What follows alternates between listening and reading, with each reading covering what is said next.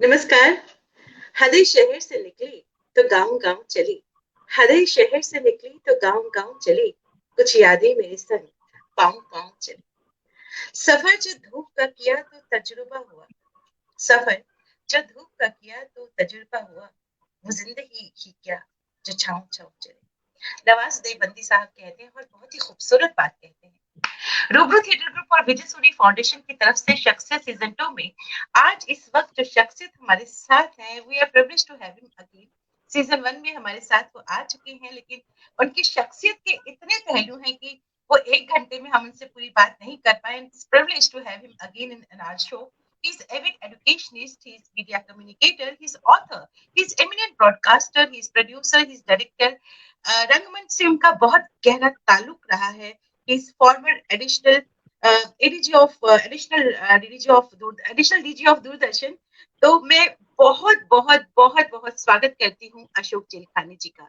बहुत बहुत स्वागत सर, हमारा आपका हमारे शो में बहुत बहुत स्वागत।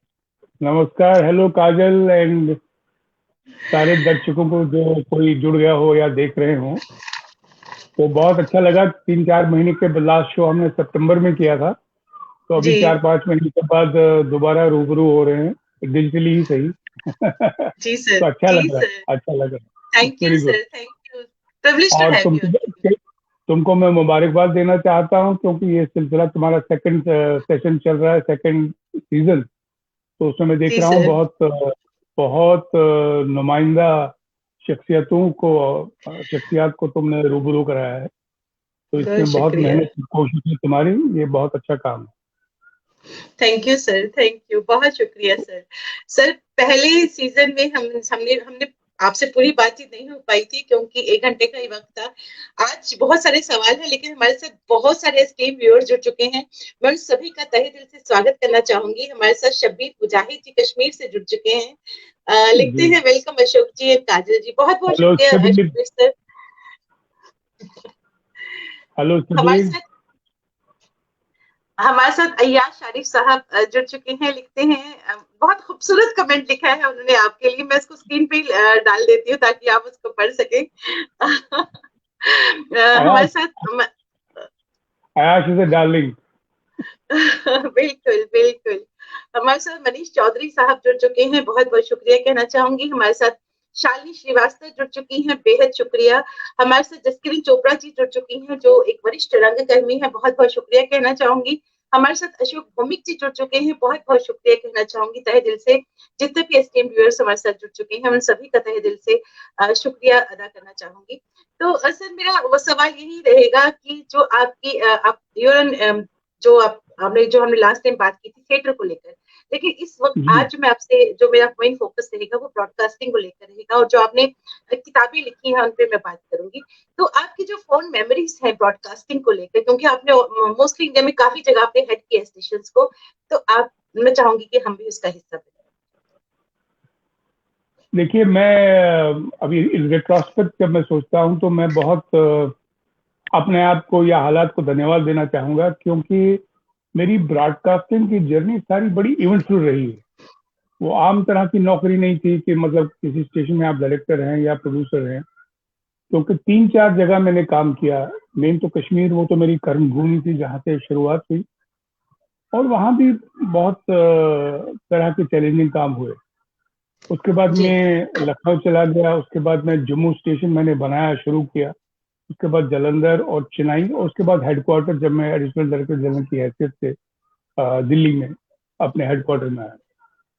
तो इतनी सारी मेमोरीज हैं और इतने सारे चैलेंजिंग काम। और मैं तो समझता हूँ, क्योंकि ऑन रिकॉर्ड है, मेरे जितने भी सीनियर अफसरान थे, वो किताब, उनकी जो अप्रिसिएशन है वो मेरी किताब में भी दर्ज है।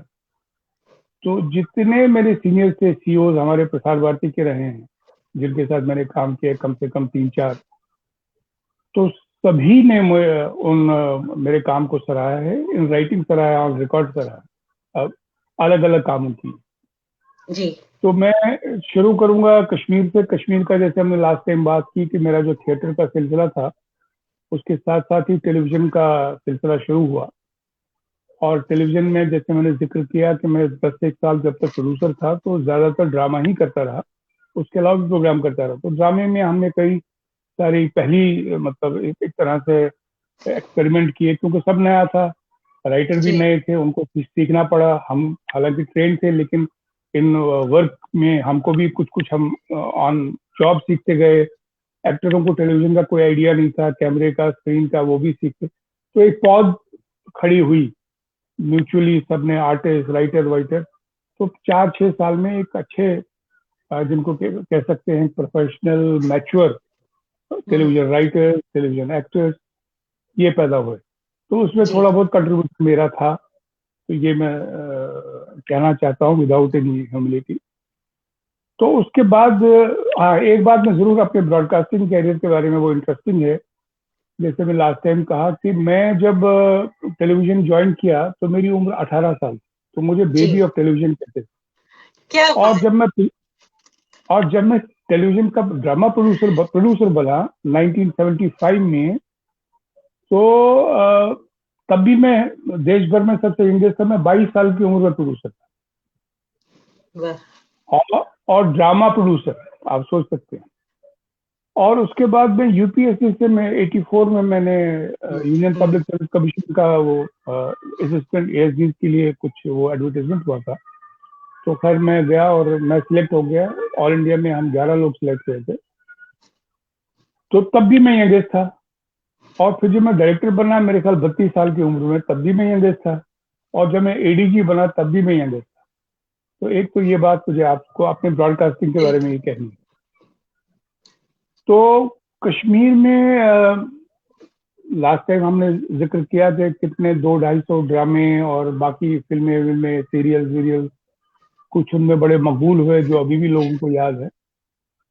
तो उसके बाद कश्मीर में हालात खराब हुए। तो मतलब उसमें मैंने, लेकिन जब तक मैं कश्मीर में था, आपको तो आइडिया है जॉब का, असिस्टेंट स्टेशन डायरेक्टर, जिसमें थोड़ा एडमिनिस्ट्रेशन और मैनेजमेंट का काम आ जाता है। लेकिन तब तक भी मैं थिएटर से जुड़ा रहा वक्त निकाल के।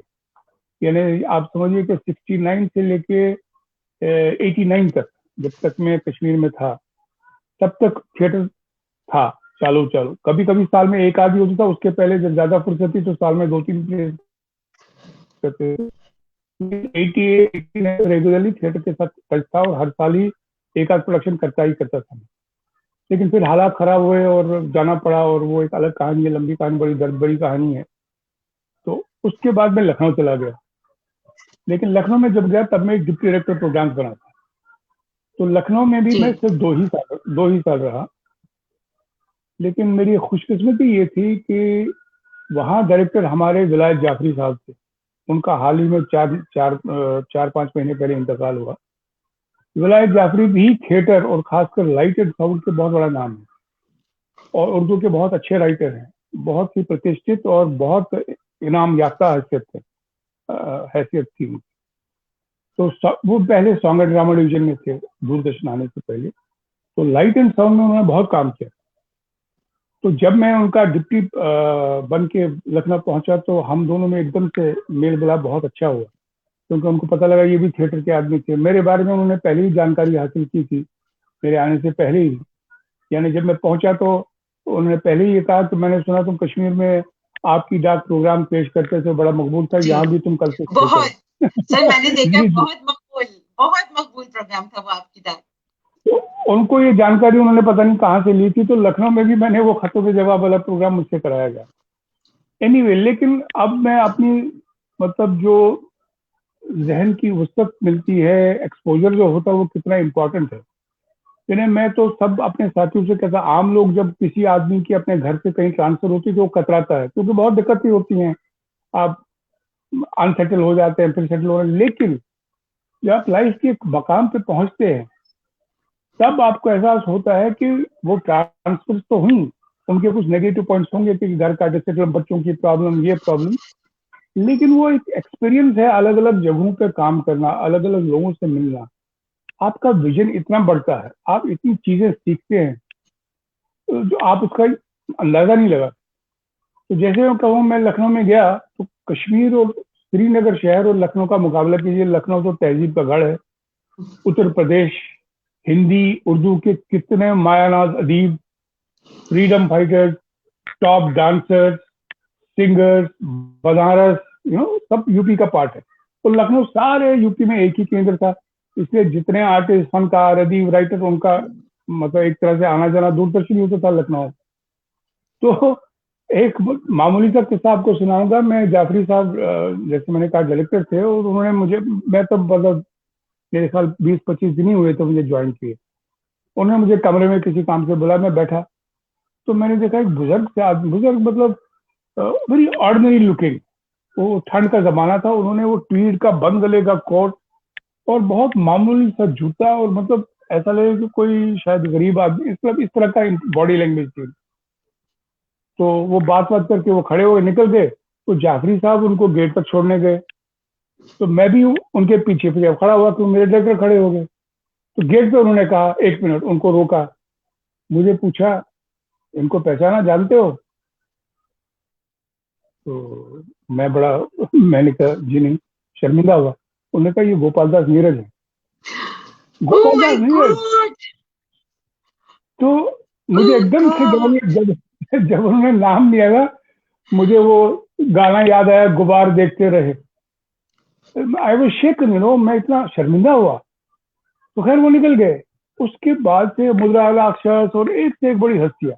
तो जो 2 साल गुजरे, और लखनऊ में रंगमंच बड़ा मजबूत था, और डांसर्स और ये कथक वाले बड़े। तो मैंने कहने का मतलब है कि एक नए आयाम में, एक नई जगह पे आपका एक विजन, सोच का तरीका बहुत वसी हो जाता है। सोचिए कहाँ मैं श्रीनगर में ही रहता, वहीं रिटायर हो जाता, तो क्या मेरा विजन होता, क्या मेरी एक्सपीरियंस होती, बताइए आप। वाकई। कितने लोग, वाकई। जिन लोगों में से मैं आज मिलता है, वही रिटायरमेंट तक वही वही शक्लें, वही आज देखता। कोई थॉट की कोई नयापन नहीं, कोई डिबेट नहीं, कुछ नहीं। तो लखनऊ में ये 2 साल मेरे अच्छे गुजरे। हालांकि मैंने कहा कि मेरा जितना कंट्रीब्यूशन हो सकता था हो गया, लेकिन तभी इधर जम्मू में, कश्मीर में, ये एक इंटरेस्टिंग पार्ट है जो आम दर्शकों को भी दिलचस्पी रहेगी। कश्मीर में तब 90s का जमाना था। ये लखनऊ जब मैं गया तो इट वाज इन 90 मई मैंने ज्वाइन किया था।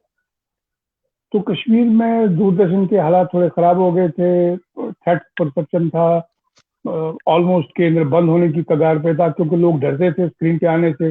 रेडियो में तो पता नहीं लगता था कि माइक्रोफोन के पीछे कौन बोल रहा है, क्या बोल रहा है, कौन खबरें पढ़ रहा है, कौन अनाउंसमेंट कर रहा है। लेकिन टेलीविजन वालों को तो सबको पहचानते थे, उनके नाम हिट लिस्ट पे आए, यानी मेरा नाम भी हिट लिस्ट पे था। एनीवे, तो फिर वो हुआ कि वो न्यूज बाकी चले ना चले, लेकिन खबरें चलाना रोज अपने टाइम से वो बहुत जरूरी है। तो जम्मू में शिफ्ट किया गया, एक अशोका होटल के एक छोटे से कमरे में, वहां से न्यूज बुलेटिन शुरू किया गया। यानी जो हमारे खैर खां थे अक्रॉस द बॉर्डर, वो भी जी परेशान हो गए, यार हम तो सब जी। बंद करवा दिया, लेकिन खबरें तो अपने टाइम से आ रही हैं, ये कहाँ से आ रही हैं? तो बहुत देर तक लोगों को, आम लोगों को भी, बच्चों को पता नहीं लगा ये खबरें बिल्कुल डॉट आती है अपने टाइम पे। पता नहीं 7 या 7:30 का टाइम होता था। तो उसी हालात में मुझे लखनऊ से दे वांटेड ना, उनको लगा कि सरकार को कि जम्मू में अब कुछ परमानेंट सेटलमेंट होना चाहिए, और हालात बहुत खराब थे, दिन ब दिन खराब ही होते जा रहे थे 90s में अर्ली। तो बिल्कुल। मेरा ट्रांसफर उन्होंने लखनऊ से जम्मू कर दिया। उनको लगा ये लोकल आदमी ये कुछ संभाल लेगा वगैरह वगैरह। तो वहाँ एक वाइल्ड लाइफ की बिल्डिंग थी अशोका होटल के साथ। तो वहाँ एक 2 कमरों में हमने ऑफिस एस्टेब्लिश किया, और नीचे बेसमेंट क्या था, वो एक छोटा सा मतलब कमरा था, प्लाईबोर्ड के उसकी दीवारें थी, वहां हमने न्यूज स्टूडियो एस्टेब्लिश किया। और अब मुसीबत ये है कि न्यूज पढ़ने वाला ना मिले, फिर न्यूज बुलेटिन कौन लिखे, फिर कवरेज कौन करे। तो हमारे पास जो भागे हुए स्टाफ थे, small team of I think 10-15 लोग थे टोटल मेरे पास। और उसमें कोई प्रोड्यूसर नहीं थे, सब प्रोड्यूसर शायद एक भी नहीं था। एक जो प्रोडक्शन असिस्टेंट थे, कुछ साउंड रिकॉर्डर्स भाग के आए थे, एक आध कैमरामैन भाग के आया था, कोई लाइटिंग असिस्टेंट था। तो लेकिन वो काम ऐसा था, चैलेंजिंग टास्क। तो वो 10-12 लोगों की टीम हमने बहुत उसको ऑर्गेनाइज किया। उसमें ये इम्तियाज नहीं रखा कि ये लाइटिंग असिस्टेंट है, ये काम नहीं कर सकता, क्योंकि सबको करना ही था काम। तो ये नहीं था कि प्रोड्यूसर का काम नहीं है, उसका काम नहीं, जिससे जो काम हो सकता था वो लिया। ऐसा वहां से न्यूज रोज आने लगी, जाने लगी। तो जैसे मैंने कहा कि लोग परेशान हो रहे थे, ये खबरें कहाँ से आई। हमने कवरेज करना मुमकिन नहीं था, हमारे पास उतना कैमरा नहीं था। शुरू शुरू में मैं रेडियो जम्मू से उनका बुलेटिन एज इट इज मंगाता था और अपने न्यूज़रीडर को बिठा के कहता था बस यही रेडियो बुलेटिन पढ़ो, कहीं कोई ग्रामेटिकली ऊपर नीचे कुछ करना होगा तो वो कर लो, लेकिन same bulletin without any visual शुरू शुरू में। फिर थोड़े थोड़े फोटोग्राफ आने लगे, फिर तो वहाँ जो स्टेट गवर्नमेंट का इंफॉर्मेशन डिपार्टमेंट था उनके पास कोई टूटा फूटा कैमरा था, कभी कभी वो जो सरकारी कवरेज होती है वो भेजते थे। लेकिन तब भी सरकार को लगा कि अब ये काम नहीं चलेगा, तो हमको कुछ परमानेंट इलाज करना चाहिए। तो ऑन प्रायोरिटी वहाँ जानीपुर में बिल्डिंग बनी और 93 में हम प्रॉपर बिल्डिंग में शिफ्ट हुए जो आज जम्मू का केंद्र है जी। तो in that sense I was the first director of Jammu केंद्र। अब सवाल है कि बिल्डिंग इतनी बड़ी हो गई, स्टाफ उतना ही था 10-12, बजट बहुत कम था, कैमरा वैमरा एक टूटा फूटा श्रीनगर से आया था, एक या दो ब्लैक एंड व्हाइट टूटे फूटे कैमरा था, उनमें दम नहीं था। तो मैंने सोचा इन स्टाफ का क्या करूं मैं, एक न्यूज पेपर जाता है कोई बाकी सब बेकार घूम रहे हैं, सुबह शाम कुछ काम ही नहीं हो रहा है। तो मैंने वही मैं आपसे कह रहा था कि हर जगह चैलेंजेस लिए हैं। तो मैंने खुद ऑफर किया, मैंने डीजी साहब को लिखा कि साहब मैं यहाँ 1 घंटे का ट्रांसमिशन शुरू करना चाहता हूँ। तो उनके दिमाग में नहीं, तो वो हमारे जो मेरे इमीडिएट बॉस थे डिप्टी डायरेक्टर जनरल उस जमाने में डॉक्टर पीसी हेम्ब्रम हुआ करते थे, वो इंचार्ज थे JNK के। तो उन्होंने, वो मुझे वैसे ही पर्सनली जानते थे, उन्होंने मुझे फोन किया, उन्होंने कहा तू बेवकूफ है, पागल है, ये क्या लिख के भेजा तुमने। मैं कहा नहीं सर मैं करना चाहता हूँ, मेरे पास, तुम्हारे पास तो स्टाफ नहीं, प्रोड्यूसर कितने, मैंने कहा कोई नहीं, प्रोडक्शन कितने, मैंने कहा 2, तो फिर कैसे करोगे। मैं कहा सब ये सब लोग 20-25 साल मैं सबको जानता हूँ, क्योंकि सब श्रीनगर से आए थे, मेरे कलीग्स रह चुके थे, चाहे किसी भी लेवल के रहे, इकट्ठे कई साल काम किया था। तो कुछ कुछ by experience they might not be formally designated as producer और प्रोडक्शन असिस्टेंट, लेकिन काम समझते थे, बेसिक समझते थे। 20-25 साल ऑर्गेनाइजेशन में काम किया था, 15 साल 20 साल। तो मैंने कहा मैं करूंगा। कहते नहीं देखो, आज हम तुमको परमिशन देंगे, कल तुम लिखोगे कि अब मेरे को इतना पैसे भेजो, फिर कहोगे मेरे पास कैमरा नहीं, अब 4 कैमरे और भेजो, फिर कहोगे कैमरामैन नहीं है, 3 कैमरामैन और भेजो। हम कुछ नहीं कर सकते, कुछ नहीं करेंगे और तुम फंस जाओगे। आज शुरू करोगे, 15-20 दिन के बाद तुम क्रैश हो जाओगे, फिर आगे चला मेंटेन नहीं कर पाओगे। I said so no sir, I got a little shaky. मैंने कहा ये मुझसे ज्यादा एक्सपीरियंस आदमी है, तो सही कह रहा है, मुझे एक बार सोचना चाहिए। मैं टैश में आके कह गया या लिख गया। तो फिर मैंने सोचा, मैंने कहा नहीं, तो मैंने जो छोटा सा स्टाफ था उनको कॉन्फिडेंस में लिया। उन्होंने कहा नहीं सर हम दिन रात काम करें, हम तो बेकार हैं, हम सुबह आते हैं तो कुछ करने को नहीं है, we want to do something. तो खैर वो एक लंबी कहानी है, मैंने चिट्ठी लिखी, बहुत उन्होंने क्वेरीज की, फिर उसमें 2-4 महीने लगे, अल्टीमेटली वो उन्होंने परमिशन दिया। तो वो जम्मू केंद्र की शुरुआत थी फॉर्मल, 1 घंटे का ट्रांसफर हो गया, फिर वो आज तक 2 घंटे हो गया, 3 घंटे हो गया, 4 घंटे हो गया। तो उसमें क्या हुआ, उस दौरान जो एक अच्छा कंट्रीब्यूशन मैं समझता हूँ कि उस दौरान हमने जो श्रीनगर के लोगों को, तो जो एक्टर थे, बाकी लोग थे, राइटर, उनको तो आइडिया था अब दूरदर्शन का, टेलीविजन क्या चीज होती है। जम्मू में तो आइडिया नहीं था ना। तो लेकिन एक पौध वहां पैदा हो गई। हम आहिस्ता आहिस्ता जब काम बढ़ा तो बाहर के लोगों को मैंने इन्वॉल्व किया, कुछ स्क्रिप्ट लिखवाए, कुछ स्क्रिप्ट लिखवाए, एक्टर आने लगे, सीरियल थोड़े छोटे मोटे शूट होने लगे। तो not only actors and writers involve हो गए, तो बाहर एक पर इंडस्ट्री खड़ी हो गई कि लोगों ने काम सीखा, कैमरामैन बन गए, जो लाइटिंग असिस्टेंट था 1-2 साल देख के वो खुद ही कैमरामैन बन गया। यानी करते करते 2-4 जम्मू जैसे छोटे शहर में लोगों ने कैमरे खरीदे, एडिटिंग शूट प्राइवेट 5-8 बन गए। तो एक छोटी सी जगह में छोटी पैरेलल इंडस्ट्री खड़ी हो गई। तो वही लोग अभी भी काम कर रहे हैं, बाद में वो आउटसाइड प्रोड्यूसर बने। तो एक बेसिक कहने का मतलब है कि बाहर एक इंफ्रास्ट्रक्चर खड़ा हो गया, तो उसमें लेन देन होता गया सरकारी मीडियम और प्राइवेट से। तो एक ट्रेन हो गए लोग थोड़े, actor as an actor also, as a writer also, technician भी, थोड़े बहुत कैमरा का काम भी सीख गए, थोड़े बहुत एडिटिंग का काम भी सीख गए। तो जम्मू में 6 साल रहा। 6 साल एक बहुत बड़ा अर्सा होता है। तो इसलिए मैं समझता हूँ कि जम्मू में फिर मेरी टाइम में मैंने वहाँ न्यूज़ शुरू करवाई, न्यूज़ बुलेटिन नहीं होता था तो न्यूज़ बुलेटिन लड़के लड़के इसको शुरू करवाया, तो बहुत सी चीज़ें हुई, तो अच्छा काम हुआ। और सबसे जो मैं समझता हूँ एक पॉजिटिव चीज़ यही हुई, जैसे मैंने कहा कि बहुत सारे एक्टर, राइटर, टेक्नीशियंस ट्रेन हुए और जम्मू में एक एक फील्ड बना है इस चीज़ का। बिल्कुल जी। तो जम्मू से मैं फिर, तो ये हाँ, और दूसरी बात, उस जमाने में ये था कि मिल्टन की पीक पे थी 90s पे, मैं हिस्ट्रीज पे था, इसलिए मैं कह रहा हूँ ना कि हर जगह मैं किसी न किसी चैलेंज का सामना करता रहा। तो मैं भी सिक्योरिटी में था, हालात ऐसे थे कुछ। तो उस जमाने में कोट बिलवाल जेल में मिलिटेंट्स कुछ पकड़े जाते थे, उनको वी वुड हैव, रात को हमें फोन आता कि भाई जाओ मिलिटेंट का इंटरव्यू करना, ये करना, तो इस तरह की कवरेज भी होती रहती थी। और अक्रॉस द बॉर्डर वो जैसे फाल्स प्रोपेगेंडा वो चलता था, उसका उसका काउंटर प्रोपेगेंडा, उसके फैक्ट पे बेस हम, तो इस तरह के बहुत in you know something, some solid contribution. और उसी जमाने में मेरे जात पे भी दो एक बार मेरे को थर्ट मिले, डायरेक्ट फोन आए। एक बार मैं दिल्ली में था तो पीछे घर पे फोन आया था, तो मेरी मिसेज ने पिकअप किया, तो उनको सीधे थर्ट दिया उनको, इनको कहिए कि न्यूज व्यूज बंद कर दें, ये कर दें, नहीं तो हम ऐसा करेंगे वैसा करेंगे। तो मैं ऑलरेडी सिक्योरिटी में था, तो फिर मिसेज ने मुझे नहीं कहा, जब मैं दिल्ली से वापस आऊँ तो ये और घबरा जाएगा, तो उन्होंने चुपके से ऑन हर ओन, जो आईजी सिक्योरिटी थे, वो थोड़ा जान पहचान के थे कश्मीरी, उनको फोन किया, वो घर पे आए, उन्होंने सारी मेरी सिक्योरिटी दोबारा रिव्यू की, घर पे कितने लोग हैं, मतलब साथ में कितने लोग चलेंगे, गनमैन, पीएसओ वगैरह वगैरह। तो वो भी था, वो 6 साल वो भी था, 2-3 बार ऐसा हुआ।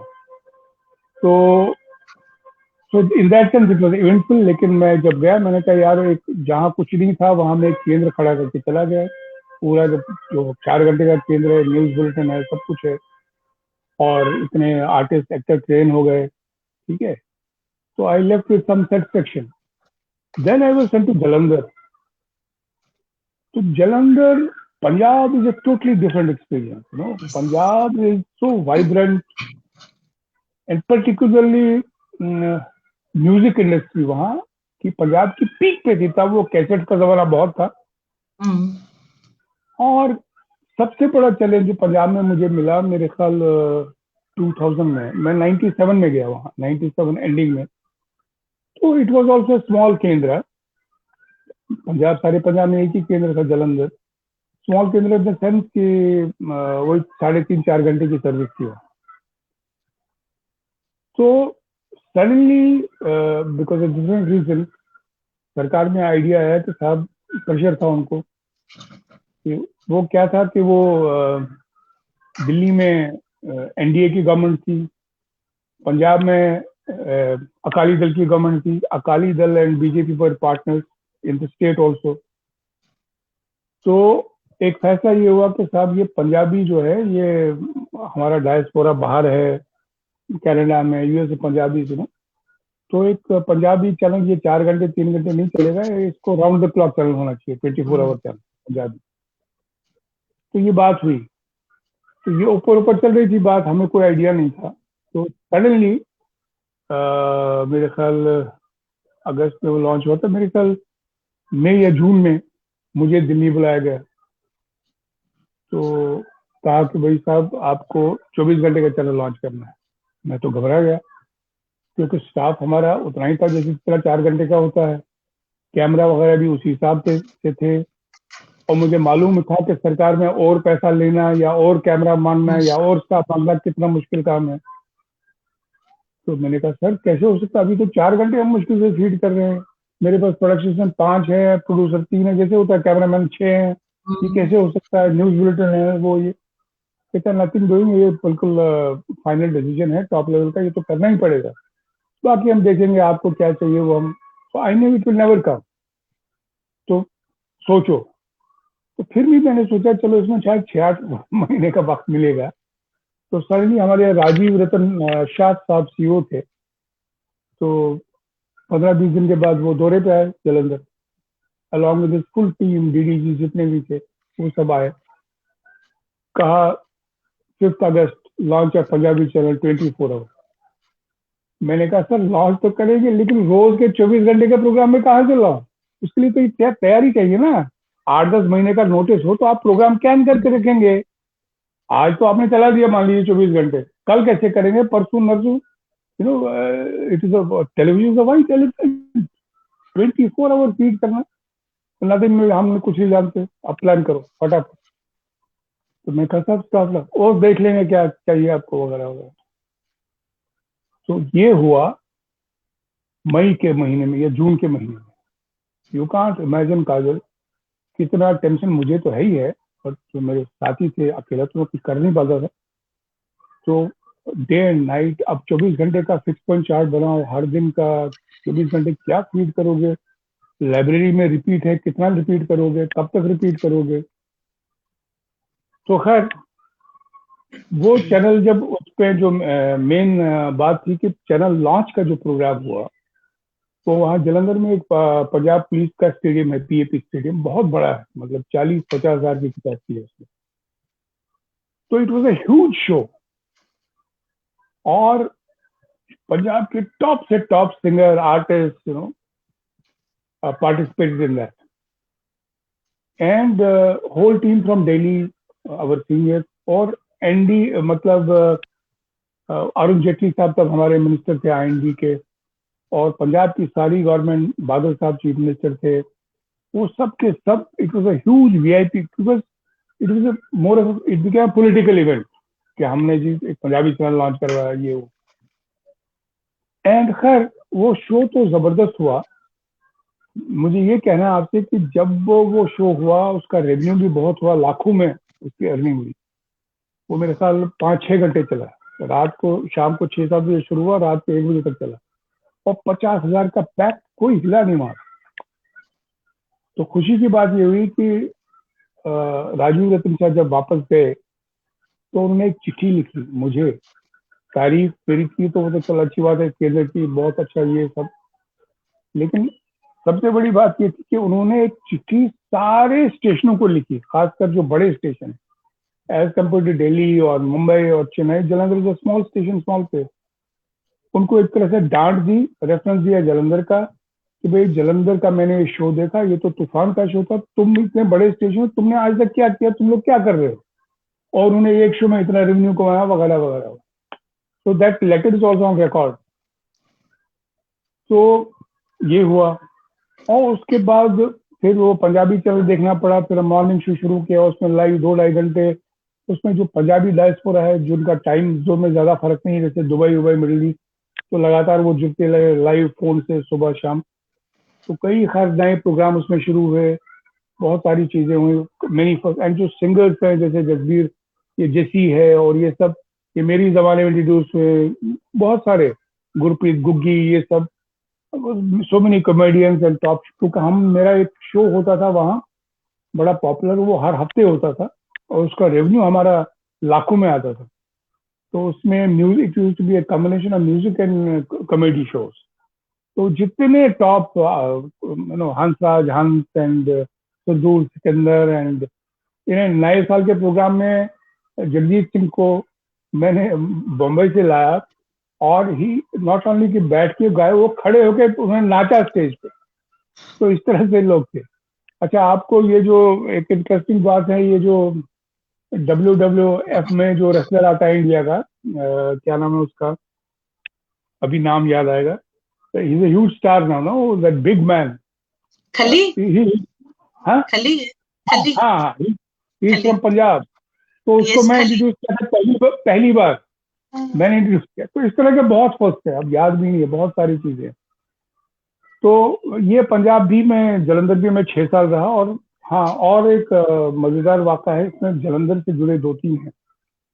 एक 99 की लाहौर बस यात्रा, जी माय गुड गॉड, मतलब it give me so sleepless night कि अब ये डिसाइड हुआ होना है। अब आप सोचिए, एज अ प्रोफेशनल, जो टेलीविजन वाले मेरे दोस्त हैं देख रहे होंगे, या रेडियो से भी उनको भी आइडिया होगा,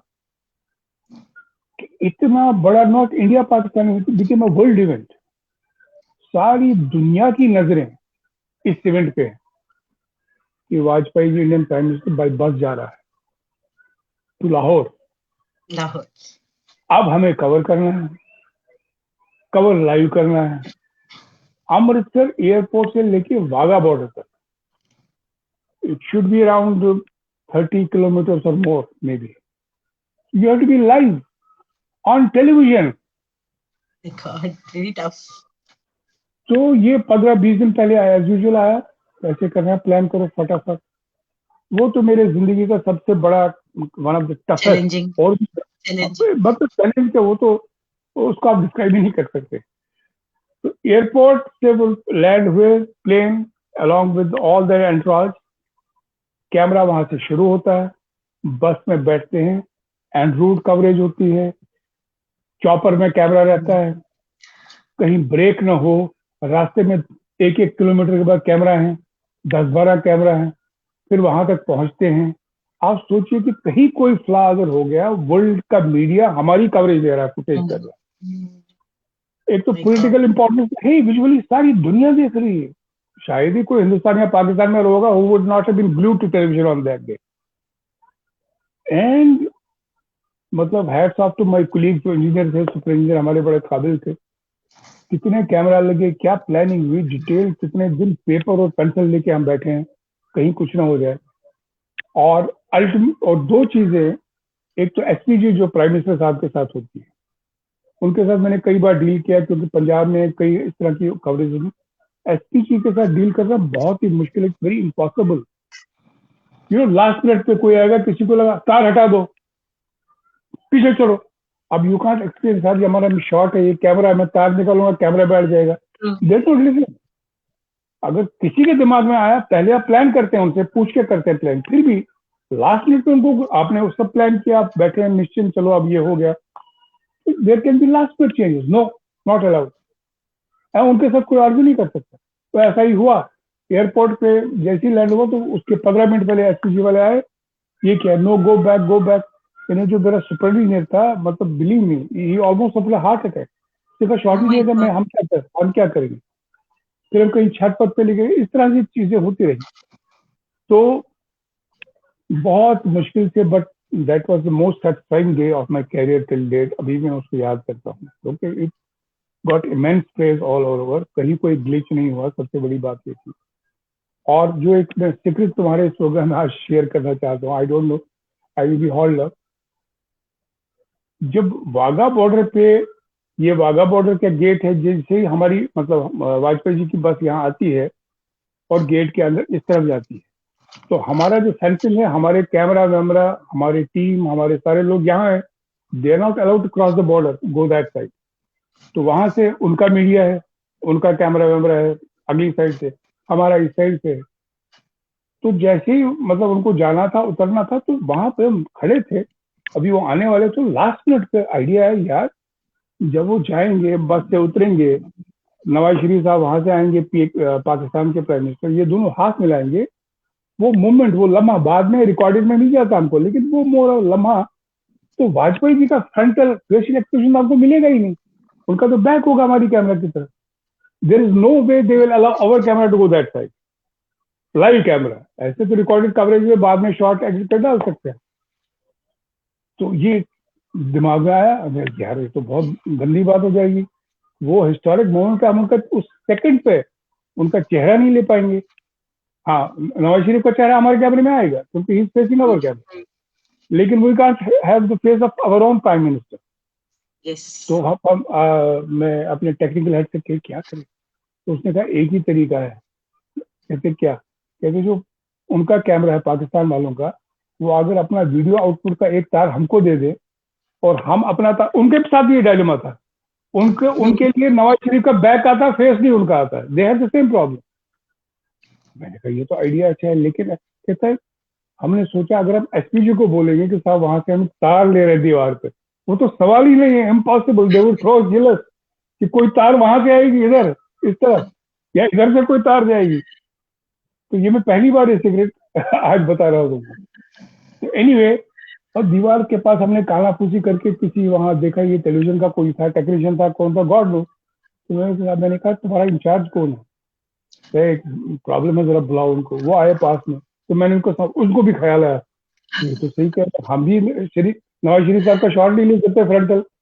मैंने कहा यार अगर आप बात करोगे, हम किससे बात करते, ये होगा नहीं कभी। इसलिए अगर किसी तरह से मैनेज करते, चुपके से पतली सी तार इधर दे दो, हम आपको तार भी दे देंगे। आप हमारा कैमरा उस टाइम कट कर रहा है, हम आपका कैमरा कट करेंगे। तो we did it without anybody noting it, and it was such a big relief. वाकई। तो जी, तो ये एक बहुत तो खैर एनीवे, वो मेरे ख्याल 3-4 घंटे की कवरेज थी, बहुत अच्छी तरह से गई, कोई गिल्ट नहीं रहा, कुछ नहीं रहा। तो उसके बाद एक और जो बड़ा दिलचस्प वाकया है वहाँ, गुजराल साहब, he was an MP from Jalandhar. उसके बाद वो प्राइम मिनिस्टर बने कुछ देर के लिए, तो तब मैं जालंधर में था। उनके साथ दो किस्से हैं। वो जालंधर आते जाते थे क्योंकि उनकी कॉन्स्टिट्यूंसी थी, एज प्राइम मिनिस्टर भी, मतलब महीने में एक दिन के लिए, आधे दिन के लिए आ जाते थे। तो we have to be alert because prime minister was from Jalandhar. और इत्तेफाक से जब वो बहुत साल पहले अपना आईएनबी मिनिस्टर थे, तो जालंधर दूरदर्शन की नींव रखने और उसको बनाने में उनका बड़ा योगदान था।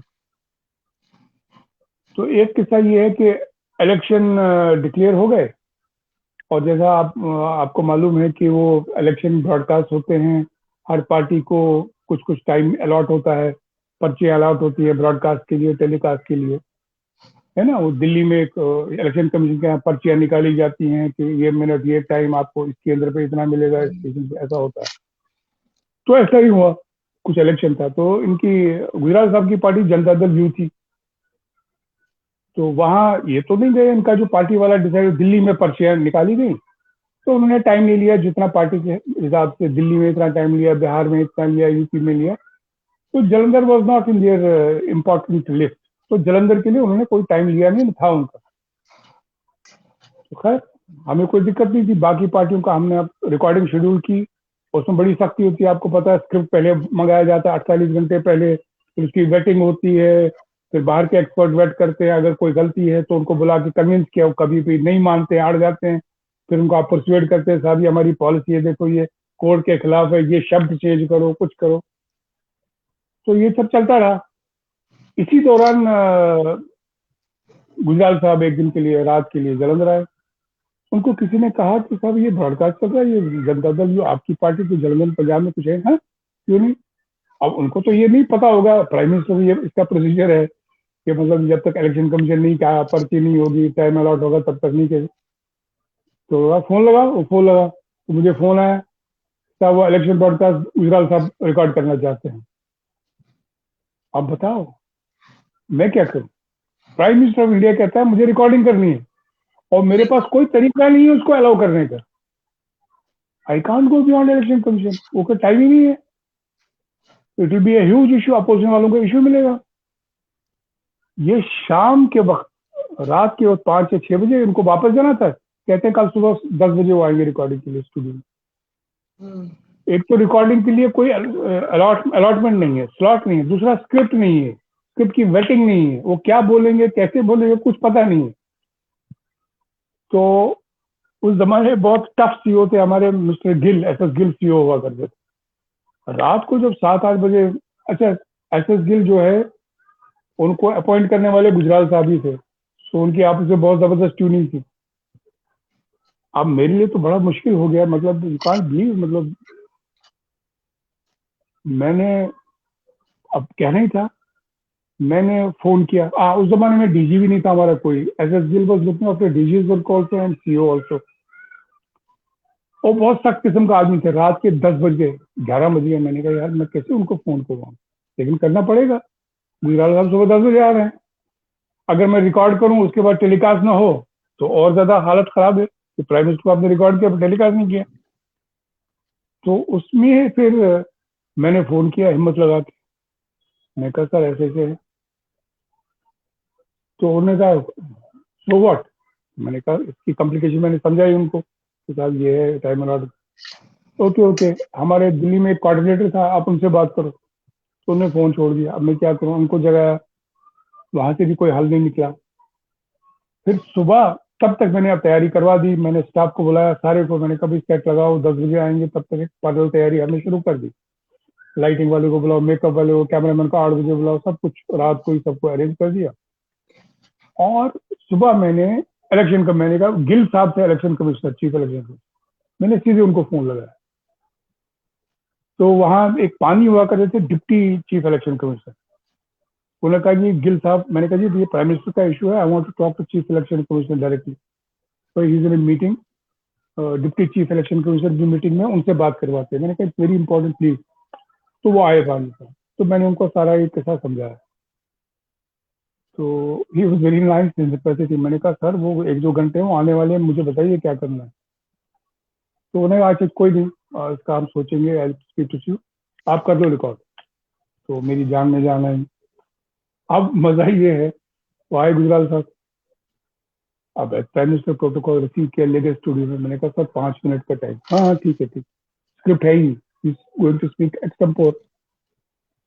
तो शुरू हो गए, ये वो करते करते करते करते बीच में कुछ उन्होंने वो, अब एक्सटेम्पोर आदमी है तो कोई शब्द 84 वो राइट्स के बारे में कुछ उन्होंने बोला, कुछ एक आध शब्द ऐसे वैसे निकल गया, रिकॉर्डिंग हो गई। तो सब मेरी तरफ देख रहे हैं, तो भाई ये सेंटेंस तो बड़ा गड़बड़ हो गया है, ये तो नहीं चलेगा। अब मैं गया, मेरी हिम्मत नहीं, मैं गया गुजराल तक। मैंने कहा सर एक बार और करना पड़ेगा। क्यों? मैं कहा सर इसमें ऐसा है, ये तो थोड़ा सा ऑब्जेक्शन हो जाएगा। Okay okay, but it was nice. तो दोबारा हुआ, दोबारा होके वो चले गए। तो वो स्क्रिप्ट नहीं था ना, तो ऊपर ड्यूटी पे लगाया कि इसका ट्रांसक्रिप्ट बनाओ, सुन के लिखो स्क्रिप्ट, यार स्क्रिप्ट लिख के जो बाहर के एक्सपर्ट थे उनसे साइन लिया, क्या हमने पढ़ी वेट की स्क्रिप्ट वगैरह वगैरह। तो this was a very eventful event.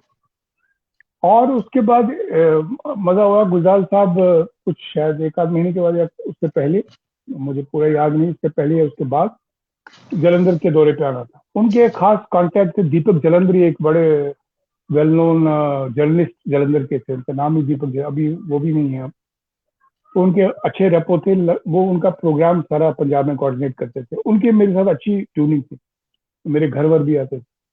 तो एक दिन मेरे घर आए, क्या अशोक जी सीक्रेट है, गुजराल साहब कल आ रहे हैं, अभी किसी को पता नहीं ऑफिशियली, तो उनका एक दिन का प्रोग्राम है। मैंने कहा अच्छी बात है, मुझे बताइए क्या क्या है, ताकि वो कवरेज पर जो पहले ही इंतजाम करूँ। तो उन्होंने कहा 2 बजे यहाँ जाएंगे साइंस सिटी, 1 बजे ये है, 3 बजे, अभी ऑफिशियली आ जाएगा लेकिन मैं आपको पहले बता दूँ। मैं कहा ठीक है सर, अच्छी बात। कहता नहीं अच्छी बात नहीं है, वो चाहते हैं कि दूरदर्शन में उनका एक इंटरव्यू रिकॉर्ड हो जाए। मैंने कहा वेरी गुड। तो मैंने कहा कल रखें, हाँ कल रखिए 11 बजे, क्योंकि वो सारा प्रोग्राम वही उनका देखते। तो मैंने कहा बताइए इंटरव्यूअर कौन है। कहता तुम बताओ मुझे, वो पूछते हैं। मैंने कहा मैं क्या बताऊँ, आप यहाँ तो 2 ही आदमी हैं, एक पंजाब केसरी के थे लाला जी वो, और एक अजीत अखबार वहाँ बड़ा पॉपुलर है, पंजाबी अखबार। तो वो 2 के जो चीफ एडिटर थे वो बड़े वेल नोन जर्नलिस्ट थे, बहुत सीनियर पर्सनैलिटीज दोनों। और वो भी गुजराल साहब को जानते थे, गुजराल साहब भी उनको जानते थे। तो वही नॉर्मली इस तरह के बड़े सेंसिटिव इंटरव्यूज वही हैंडल करते थे, वो रेस्पेक्टेड जर्नलिस्ट बहुत। तो मैंने कहा बताओ ये 2 हैं यहाँ पे यही करते। वो ऐसे मिलकर देखने लगे, क्योंकि वो मेरे पास आते थे, हम कश्मीर पॉलिटिक्स मिलिटेंसी है तो उन पर बातचीत होती रहती थी कि यार वो हर इंटरव्यू में वही आते हैं, वही कह रहे। तो मैंने कहा आप बताइए, ये उसका बताएंगे, जैसे तुम करो, मुझे कैसे। मैं कहा जी, अब मैं रियली, अरे यार तुम करो। मैं कैसे यार, मैं एक, एक स्टेशन डायरेक्टर प्राइम मिनिस्टर का। और ये भी मैं तुमको बता दूं, अगर कोई और जैसे बीच में कुछ और प्राइम मिनिस्टर भी आए हैं, लेकिन गुजराल साहब was a unique case. Number 1, very well red, highly well read, foreign policy का एक्सपर्ट, एक डिप्लोमेट रहा है, मिनिस्टर रहा है। उनके फॉरेन पॉलिसी को गुजरात डॉक्ट्राइन कहते हैं, उर्दू पे जबरदस्त कमांड, पाकिस्तान के साथ उनका रिश्ता। तो मतलब आप इस तरह से समझ, एक शेर और शायरी जबरदस्त, आप समझिए कि बहुत बड़े अदीब और एक पॉलिटिशियन का कॉम्बिनेशन, बहुत ही वेल, और बहुत बड़े डिप्लोमेट, इन तीनों को का समावेश। और उसके सामने में एक छोटा सा अभी जा रहा हूँ इंटरव्यू करने के लिए। मैंने कहा ये हो नहीं सकता। कहता देखो तुम कर सकते हो, मुझे मालूम है। मैंने कहा नहीं। कहता अच्छा मैं आई प्रॉमिस। मैंने कहा वो कहाँ, वो मुझे जानते नहीं, मेरे को वो कहाँ माने। कहता देखो मैंने उनको लिस्ट सजेस्ट करनी है, मैं तुम्हारी कसम खाकर कहता हूँ, मैं उन 2 के नाम भी लिखूंगा, तुम्हारा भी लिखूंगा, 1-2 और भी लिखूंगा, अब जिसपे वो टिक करे वो ठीक है, वो मर्जी है। मैं कहा ठीक है। तो ही प्रॉमिस दैट। मैंने कहा ऐसा नहीं करना please, I am very nervous. तो गए और शाम को ही आया, वो पर्ची दिखा, उन्होंने फैक्स किया था, पर्ची पे दिखा, देखो उन्होंने कुछ नहीं लिखा था, अशोक जयसवानी डायरेक्टर दूरदर्शन जालंधर, उन्होंने वहां टिक कर दिया। उन्होंने देखो भाई मेरा इसमें कुछ नहीं, अब बताओ। अरे साहब अब ये कल की बात, तुम काजल, मैं रात भर सो नहीं पाया। मैं सोचता मैं इनसे कहाँ शुरू करूँ, क्या पूछूं मैं इनसे। प्राइम मिनिस्टर है, इतनी बड़ी शख्सियत है, मतलब और कोई होता तो चलो, मतलब he was as A told unique combination, very literate, very well read, foreign policy भी अबूर, बहुत एक्सपीरियंस। तो अब मैं बहुत डर लगा, अब मरता क्या ना करता। मैंने कहा चलो ठीक है। तो वो स्टार्टेड दिस इंटरव्यू। तो शुरू की जो नर्वसनेस हेजिटेशन है, तो किसी तरह से पहला सवाल मैंने दाग दिया और मैंने मिलिटेंसी से ही शुरू किया। जी। और करते करते हम Afghanistan, and he started, it was too good obviously. तो फिर पहला सवाल पूछ के मेरी नर्वसनेस कम हो गई, फिर दूसरा, तीसरा, चौथा, वो करते करते वो 45 मिनट चला इंटरव्यू, एंड खत्म हो गया। लेकिन फिर भी मेरी नर्वसनेस थी, पता नहीं क्या रिएक्शन था, लेकिन वो चले गए, थैंक वेरी गुड, उनको सी ऑफ किया। तो जितने मेरे साथ थे कैमरा में, साहब बहुत अच्छा, हम आपने बहुत बढ़िया किया। तो ट्रिब्यून अखबार में फोटो छपी, उस इंटरव्यू की बड़ी तारीफ हुई थी, ट्रिब्यून जो चंडीगढ़ से छपता था। ये हो गया। अब इसकी जो जो मैं बहुत बड़ा कॉम्प्लीमेंट समझता हूँ वो ये कि 2-1 महीने के बाद वो फिर आए जलंधर, और उस टाइम उन्होंने खुद ही कहा था, one more interview Doordarshan Jalandhar, by मेरा नाम दिया था। मतलब it was a big complement. दूसरी बार उन्होंने खुद ही सजेस्ट किया था मेरा इंटरव्यू वही करेंगे। तो 2 बार मैंने इंटरव्यू किया। क्या बात। और जी, अब मैं आपको बता रहा हूँ, उसी टाइम में, उसी जमाने में जब वो दूसरी बार आए, तो by that time he was not a prime minister, prime minister से हट गए थे। तो लेकिन इतनी देर में हमारे डॉक्टर एस वाई कुरैशी, जो बाद में चीफ इलेक्शन जी कमिश्नर जी बन गए, जी वो जी हमारे जी। डीजी दूरदर्शन। तो जलंधर की एक खास बात ये थी कि इट बिकेम ए यूनिक केंद्र during my tenure in the whole network, कि ये नो प्रॉफिट नो लॉस केंद्र बना, ओनली एग्जाम्पल इन कंट्री। हमारा 9-10 करोड़ रुपए का बजट साल का होता था, और वही 10 करोड़ में हर साल कमाता था। जब मैं गया तो उसका रेवेन्यू अर्निंग 3-4 करोड़ के करीब था। तो दूसरे तीसरे साल में बिल्कुल, मतलब it became A model station. उसकी मिसालें देते थे, भाई ये जलंधर दूध तो मुफ्त चल रहा है, हम तो इनको कुछ नहीं दे रहे हैं, जितना हम दे रहे हैं उतना ही कमा के वापस दे रहे हैं। तो इस तरह से बहुत अच्छी रेपुटेशन। के एस शर्मा सीओ थे, उनने भी रेवेन्यू के बारे में बहुत चिट्ठियां 1-2 मुझे लिखी, सारे केंद्रों को उनका एग्जाम्पल दिया, बड़ी तारीफ की। और डॉक्टर असवद कुरैशी तो he was very fond of me, not because of anything else, because of my work. तो सडनली उन्होंने मुझे दिल्ली बुलाया एक दिन, मैं कल आ जाओ। मैं गया, Ashok we are very happy, तुम जलंधर में बहुत अच्छा काम किया, ये हो गया वो हो गया, तुम चेन्नई चले जाओ। मैंने कहा सर चेन्नई? चेन्नई मैं क्या करूंगा वहां से, कोई लैंग्वेज नहीं।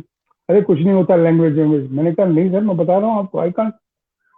तो बैठो, चाय पिलाई। तो देखो अशोक, हमारे लिए बड़ा, सबसे बड़ा डायलिमा है हमारे नेटवर्क में, चेन्नई के अंदर use to be the biggest revenue है। इसका एक जमाने में 45 करोड़ एनुअल रेवेन्यू होता था, अभी वो 4 करोड़ पे आ गया है।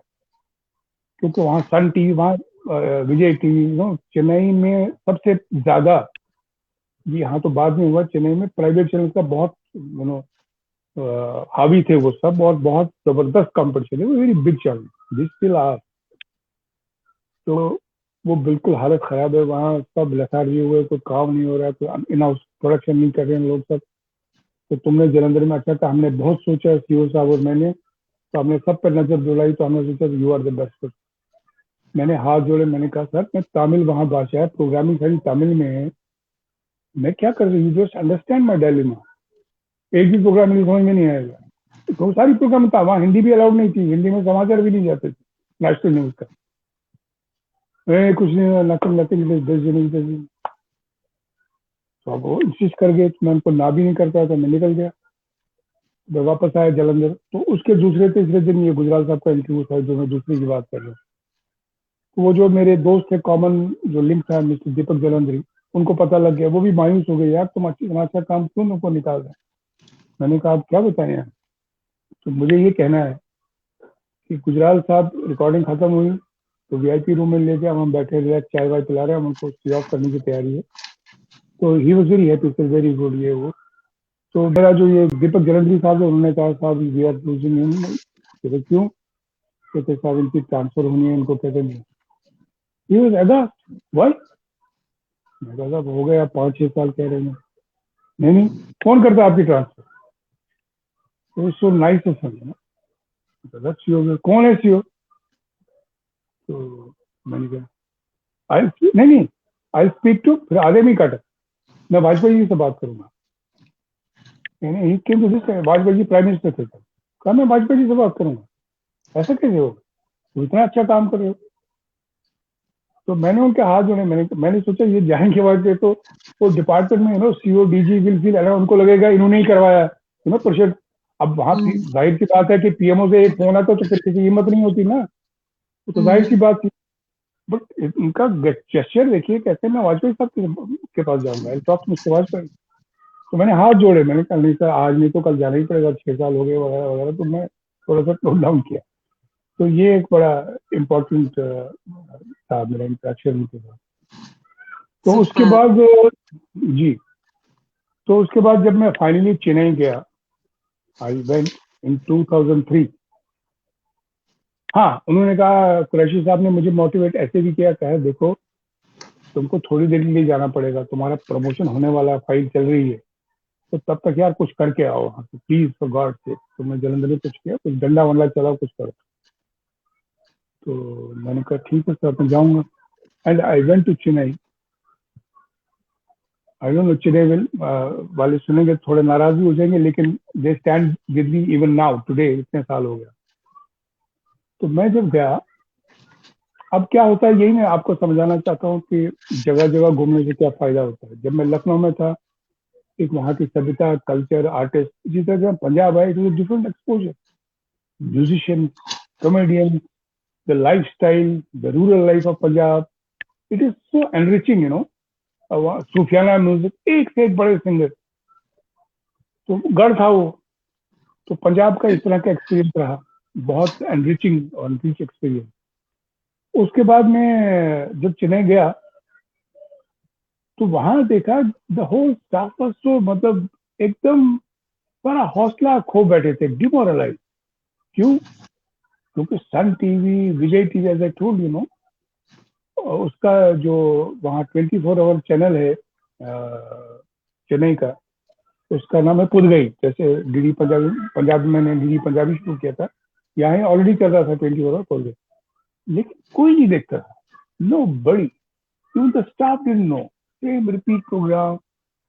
तो मैं गया पहले दिन, तो मैंने कहा यार मुझे जरा पहले दिखाओ ये स्टेशन में क्या क्या। तो स्टूडियो देखा मैंने, इतना ह्यूज, मतलब श्रीनगर में जो हमारा स्टूडियो था उससे दुगना। लेकिन मैं आई वाज शॉक, कोनों पे मैंने जाले देखे, कॉब्जर, यानी वहाँ इन हाउस कुछ ही नहीं होता था, सड़े हुए, इतना गंद, कोई सफाई नहीं, कुछ नहीं, कुछ। आई वाज शॉक, मैंने कहा मर गया यार, तू कहाँ आ गया। तो आई हैड टू, पहले 15-20 दिन I had to awake them from their lethargy. तो मैंने क्या काम किया, मतलब ये एडमिनिस्ट्रेशन मैनेजमेंट के हिसाब से, I met each and every staff member individually. मैं पहले एक हफ्ता मैं सुबह 9 बजे दफ्तर जाता था, शाम को 9 बजे निकलता था। आज सारे प्रोड्यूसरों को और प्रोडक्शन को एक एक, one by one, with everybody I spend 5-7 कमरे में बुला के, ताकि उसको हेजिटेशन न हो सुनने बात करने में। तो मैंने कहा भाई तुम बताओ क्या करते हो, क्या तुम्हारा, फिर बताओ क्यों इस केंद्र का ये हाल है, सन टीवी का मुकाबला कैसे कर सकते हैं, क्या तुमको लगता है क्या करना।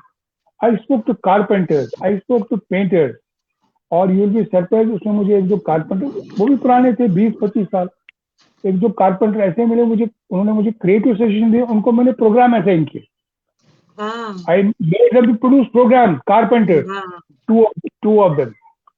Because they were so vibrant, they were so creative, उनके दिमाग में इतने आइडियाज थे। तो खैर उससे क्या हो गया कि उनको भी पहली बार लगा कि एक रेपो हमारा बिल्ड हो गया।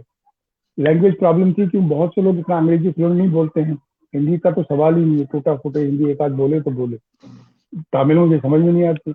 लोअर स्टाफ से बात करें, you have to talk to your driver, you have to talk to your PM, you have to talk, तो वो तो तमिल के लोगों को समझते नहीं। तो ये तो अब मैं एंगेज हो गया, लेकिन मेरे घर में frustration, my Mrs and my one child small, एक बच्ची ऑलरेडी बाहर थी, वो बॉम्बे में पढ़ रही थी, तो उनके साथ उनको समझ नहीं आता दिन में अब बात किसी, दूध वाला आता है तो उससे बात नहीं कर पाते हैं, सब्जी वाले से बात नहीं कर पाते हैं, किसी ड्राइवर से बात नहीं कर पाते हैं, दुकानों में बोर्ड सब तमिल में लगे हैं, रास्तों के नेम ये होर्डिंग तमिल में है, very difficult that way, extremely difficult. तो फ्रस्ट्रेट हो गए, वो कहते हैं हम नहीं रह पाएंगे, हम भाग जाएंगे, तो तुम चलो अपनी ट्रांसफर कराओ। खैर that the second part of it.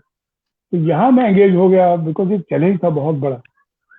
तो एक हफ्ते में सारा 6 पॉइंट चार्ट चेंज, सारे प्रोग्राम हटा के ये करो, मॉर्निंग शो करो वगैरह वगैरह, जो भी अब मेरी समझ में है।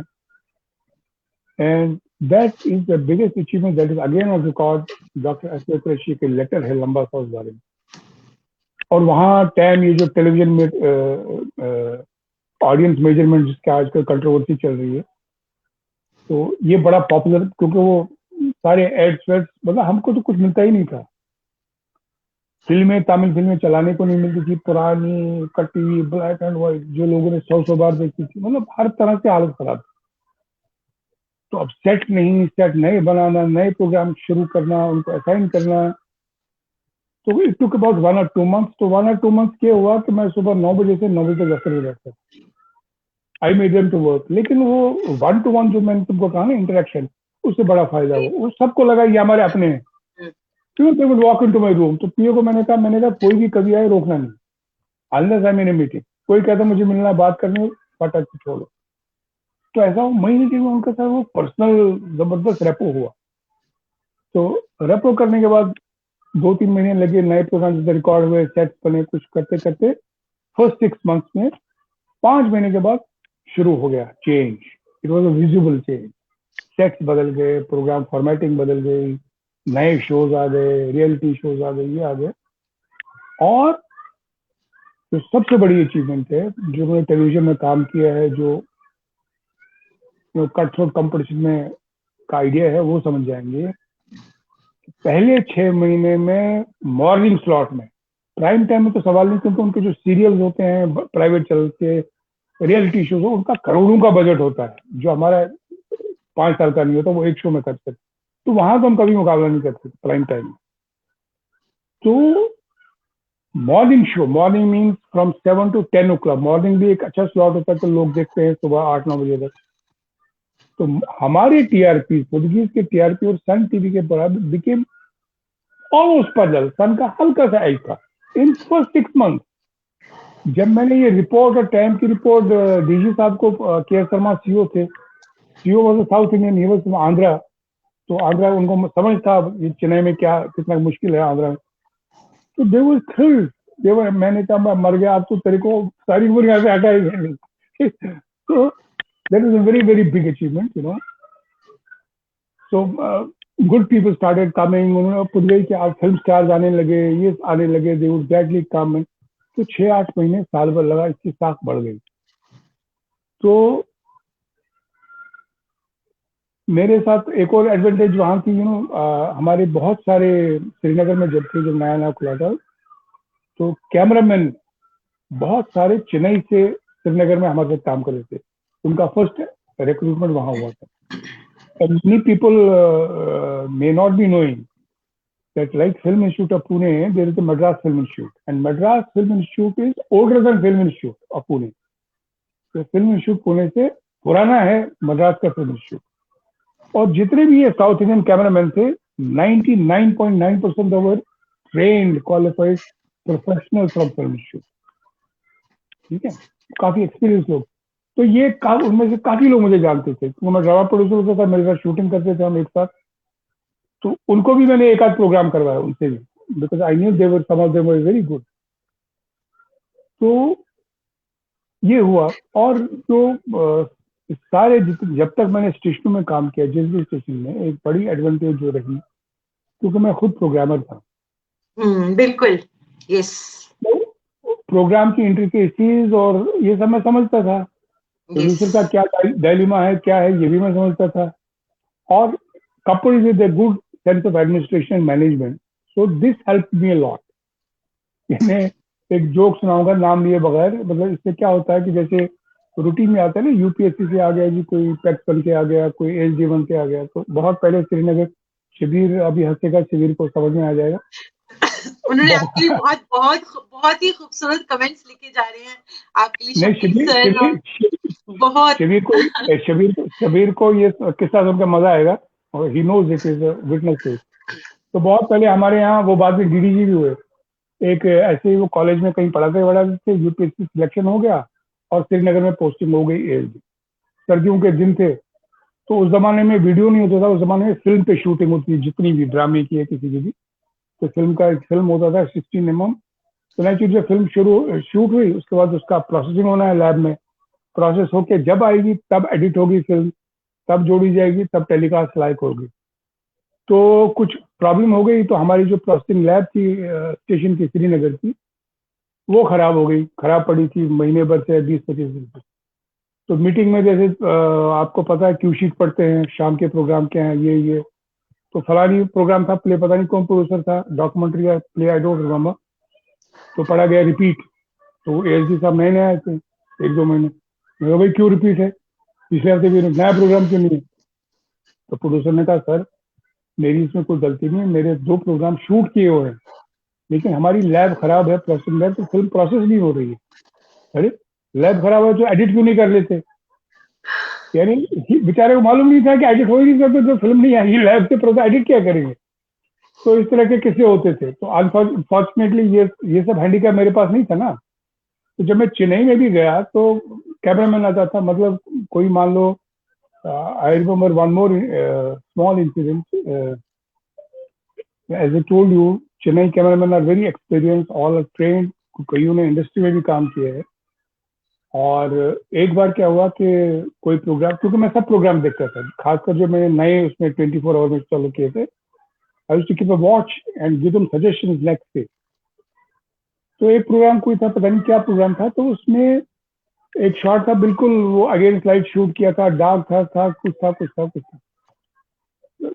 मैंने कई तरीकों से खराब था, कंपोजिशन ये वो।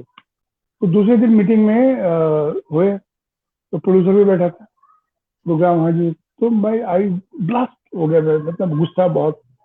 मैंने कहा, ये तुमने वो शॉट कैसे लिया? कौन था तुम्हारा cameraman? How did he shoot it? Editor कौन था? How did he allow it to go on air?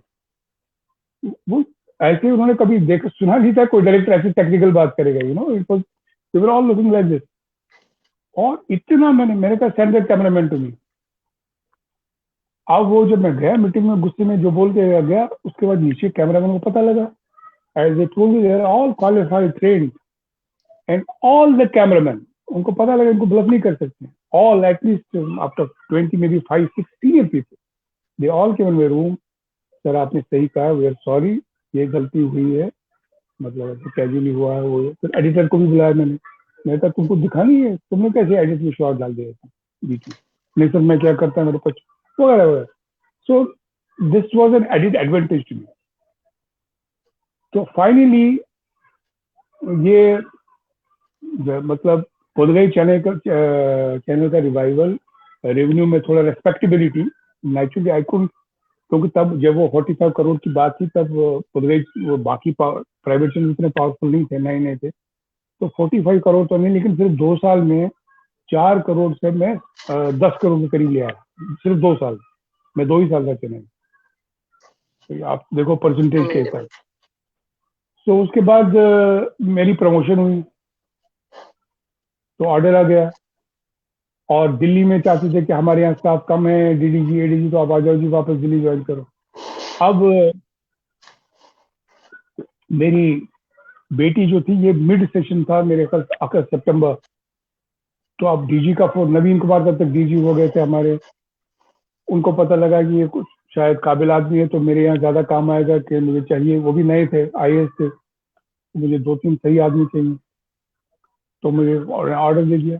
तो आई रोट अ लेटर, मैंने कहा साहब ये क्या बदतमीजी है जब आप अपनी मर्जी से भेजते हो, मिड सेशन है, सितंबर में मैं दिल्ली आऊंगा तो मेरे बच्ची के एडमिशन कौन करेगा, कैसे होगा, कहाँ वो नई क्लास ज्वाइन कर। तो बहुत आनाकानी में फाइनली दे एग्रीड, जैसे बच्चे अप्रैल तक इसको वही नहीं, अब क्या करे, प्रमोशन हो गया। So they made me ADG and director.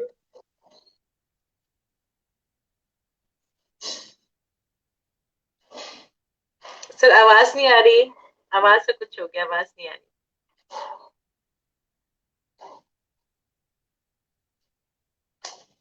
आवाज नहीं आ रही सर, आवाज नहीं आ रही, कुछ हो गया शायद। जितने भी व्यूअर्स हमारे से जुड़े हैं, मैं उन सभी का तहे दिल से शुक्रिया अदा करूंगी। इतना इंटरेस्टिंग सेशन जो सर इतने इंटरेस्टिंग एनेक्डोट्स सुना रहे हैं, दूरदर्शन से जुड़े हुए, because he was heading it, जहाँ जहाँ जिन स्टेशन पे रहे, और मेहनत हमेशा रंग लाती है, और आपकी मेहनत जो होती है वो हमेशा आपको सफल बनाती है और आपको कामयाब बनाती है। उसका जो एक एग्जाम्पल है अशोक जिलखानी सर हैं, जिन्होंने हेलो, आर यू जी गेटिंग मी सर, नाउ? जी जी जी जी sir. Sorry for the break. तो they give me concurrent charge of south zone as ADG and director Chennai. तो साउथ जोन में चेन्नई तो था ही था, उसके अलावा हैदराबाद, बेंगलोर, ट्रिवेंड्रम और पोर्ट ब्लेयर, ये मेरे चार्ज में आ गए। इसलिए मुझे बीचेस में वहाँ दौरे पे भी जाना पड़ता था चेन्नई से ही। तो अब डायरेक्टर का काम भी था, बाकी एक काम था, तो उसमें इसलिए मैंने कहा आपको इसमें बहुत दिलचस्प किस्सा है सुनामी का। जी, तो मैं अय्याज अली साहब ने ये बड़ा डिटेल में लिखा है, जो सुनामी का किस्सा है, उन्होंने इतना डिटेल में लिखा है कि अब मतलब बहुत हाँ मुश्किल हाँ, वक्त था वो लिखा है उन्होंने इस बारे में। नहीं नहीं, ये बहुत मजेदार भी है, मुश्किल तो खैर है ही एक्सपीरियंस। तो मैं पोर्ट ब्लेयर चला गया, 23 मेरे ख्याल दिसंबर था, दौरे पर। और मेरी बड़ी वाली बच्ची भी आई थी, वो दिल्ली में तब बॉम्बे में एमबीबीएस कर रही थी, वो भी छुट्टियों में आई थी। तो my wife and both kids देख के मैंने कहा चलो तुम भी घूम के आओ, तब तक 1-2 दिन के लिए मुझे कुछ काम था वहाँ। तो आई वेंट टू पोर्ट ब्लेयर। तो पहले दिन हम गए, ठीक है, घूमे उमे जो भी घूमना था।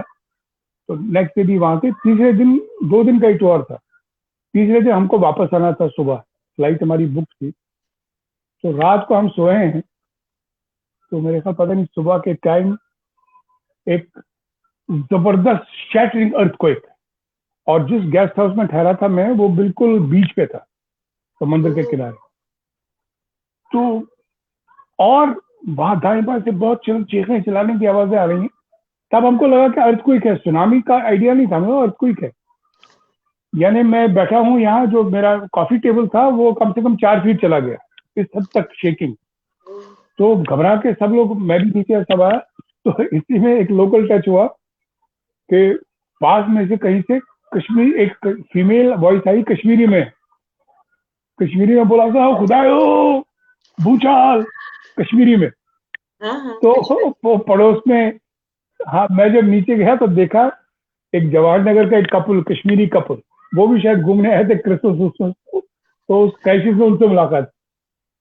तो खैर बैठे, अभी तो किसी को आइडिया नहीं था क्या हुआ है। कि फिर जब हम सोच रहे हैं अब सवेरा कब आएगा तो निकल जाएंगे, चलो भूचाल है भूचाल है, कुछ पता नहीं। तो देखा इतने में लाइट बंद हो गई, मोबाइल फोन नहीं चल रहे हैं, क्योंकि टावर सब का। तब तो वहाँ इंडोनेशिया में शुरू हो गया था, न्यूज नहीं थी ना, पूरा डिटेल नहीं समझ में आ रहा था, टीवी नहीं चल रहे थे। तो सुबह मैंने गाड़ी के लिए बुलाया था एयरपोर्ट ड्रॉप के लिए 8-9 बजे। तो इतने में वो लोग आए मुझे पिकअप करने के लिए, कहते हैं सर इट्स टेरिबल न्यूज है। क्या हुआ? बाहर निकले तो गाड़ी में बैठे हम, we are now rushing to the airport. तो देखा सड़क एक दो जगह क्रैक हुई है, सड़क क्रैक हुई है। पहुंचते पहुंचते एयरपोर्ट गए, एयरपोर्ट की नई बिल्डिंग, एयरपोर्ट की बिल्डिंग में ऐसे क्रैक। और वहां घबराहट में, क्योंकि क्रिसमस के टाइम में ना पर्टिकुलरली बंगाल से बहुत टूरिस्ट आते हैं Port Blair. It was crowded, everybody was wanting to go back. तो सैकड़ों में लोग खड़े हैं एयरपोर्ट पे, लेडीज बच्चे सब, हम भी खड़े हैं। तो मेरा वो प्रोफेशनल दिमाग इतनी क्राइसिस में, मैंने जब देखा अब मेरी समझ में आया इंटेंसिटी क्या है इसकी, तब तक नहीं समझ आया पहुंच के। तो डायरेक्टर था जो पोर्वियर का था, अभी वो एडीजी है दिल्ली में, अभी भी है, तब डायरेक्टर था। तो मैंने कहा यार तुम्हारा कैमरा किधर है?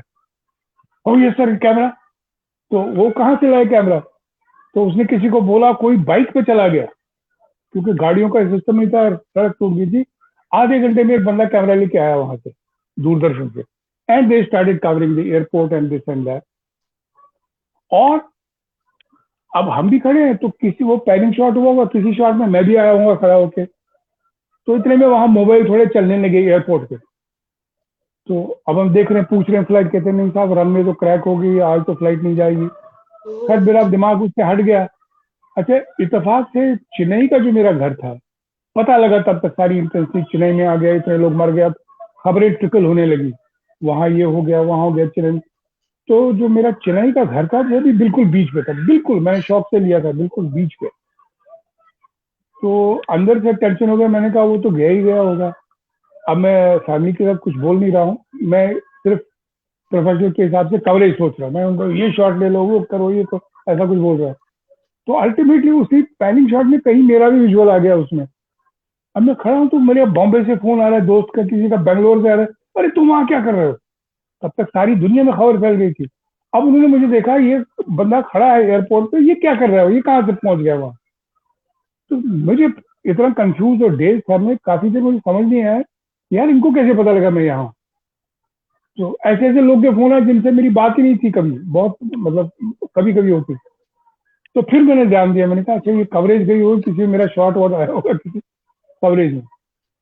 तो इमीडिएटली मैंने अपना स्टेशन, चेन्नई का स्टेशन किया था, तो वहां सबके घबराए थे। तो वहां जो बोलना था किस किसी जिम्मेवारी लगा के, तो चेन्नई से हमारी एक्सटेंसिव कवरेज गई। तो मरीना बीच में तो एक क्लासिक शॉट है उसमें, एक जो हमारी टीम ने वहां लिया, एक एम्बेसडर गाड़ी समंदर की लहरों में ऐसे जा रही है, बह रही है। तो that shot became a representative of tsunami. वो शॉट वर्ल्ड ओवर बीबीसी से लेके कोई चैनल नहीं है, because this was the first, कोई प्राइवेट चैनल नहीं था।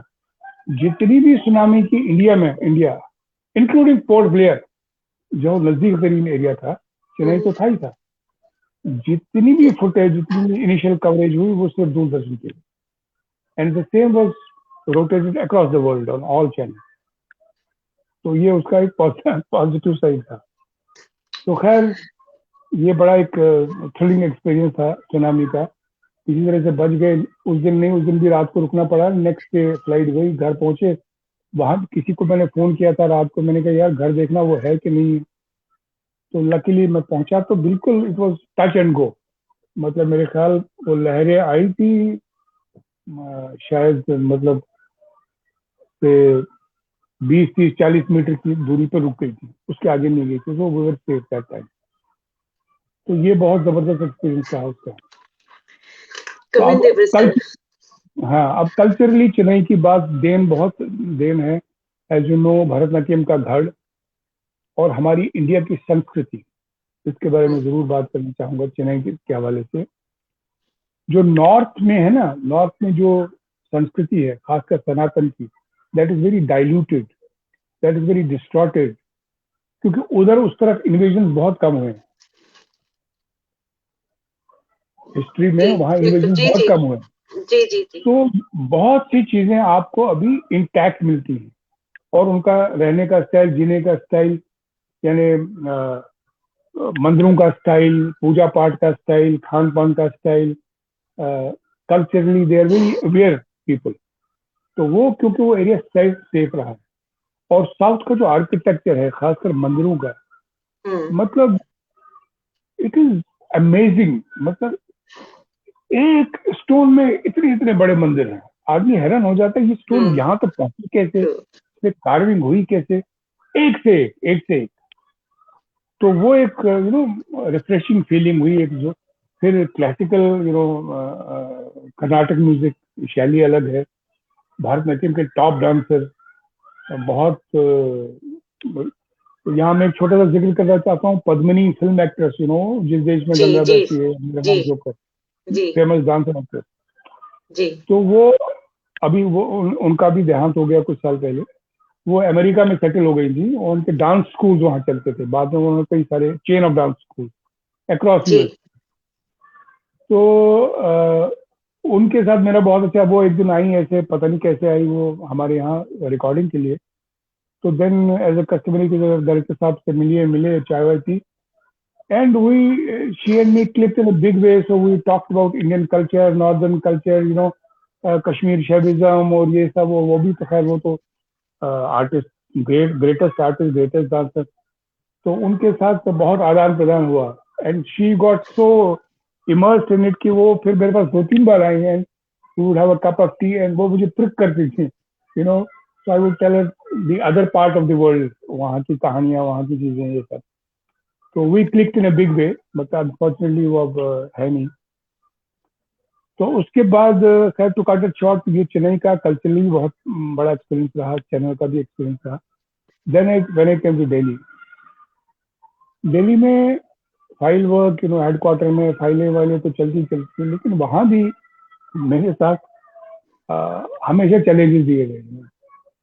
कोई किसी कहीं प्रॉब्लम है, भाई डीडी कश्मीर चैनल में कुछ प्रॉब्लम्स हैं, ये है वो है, तो डीडी कश्मीर, डीडी उर्दू में कुछ बवाल हो गया, अब डीडी उर्दू उनको दे।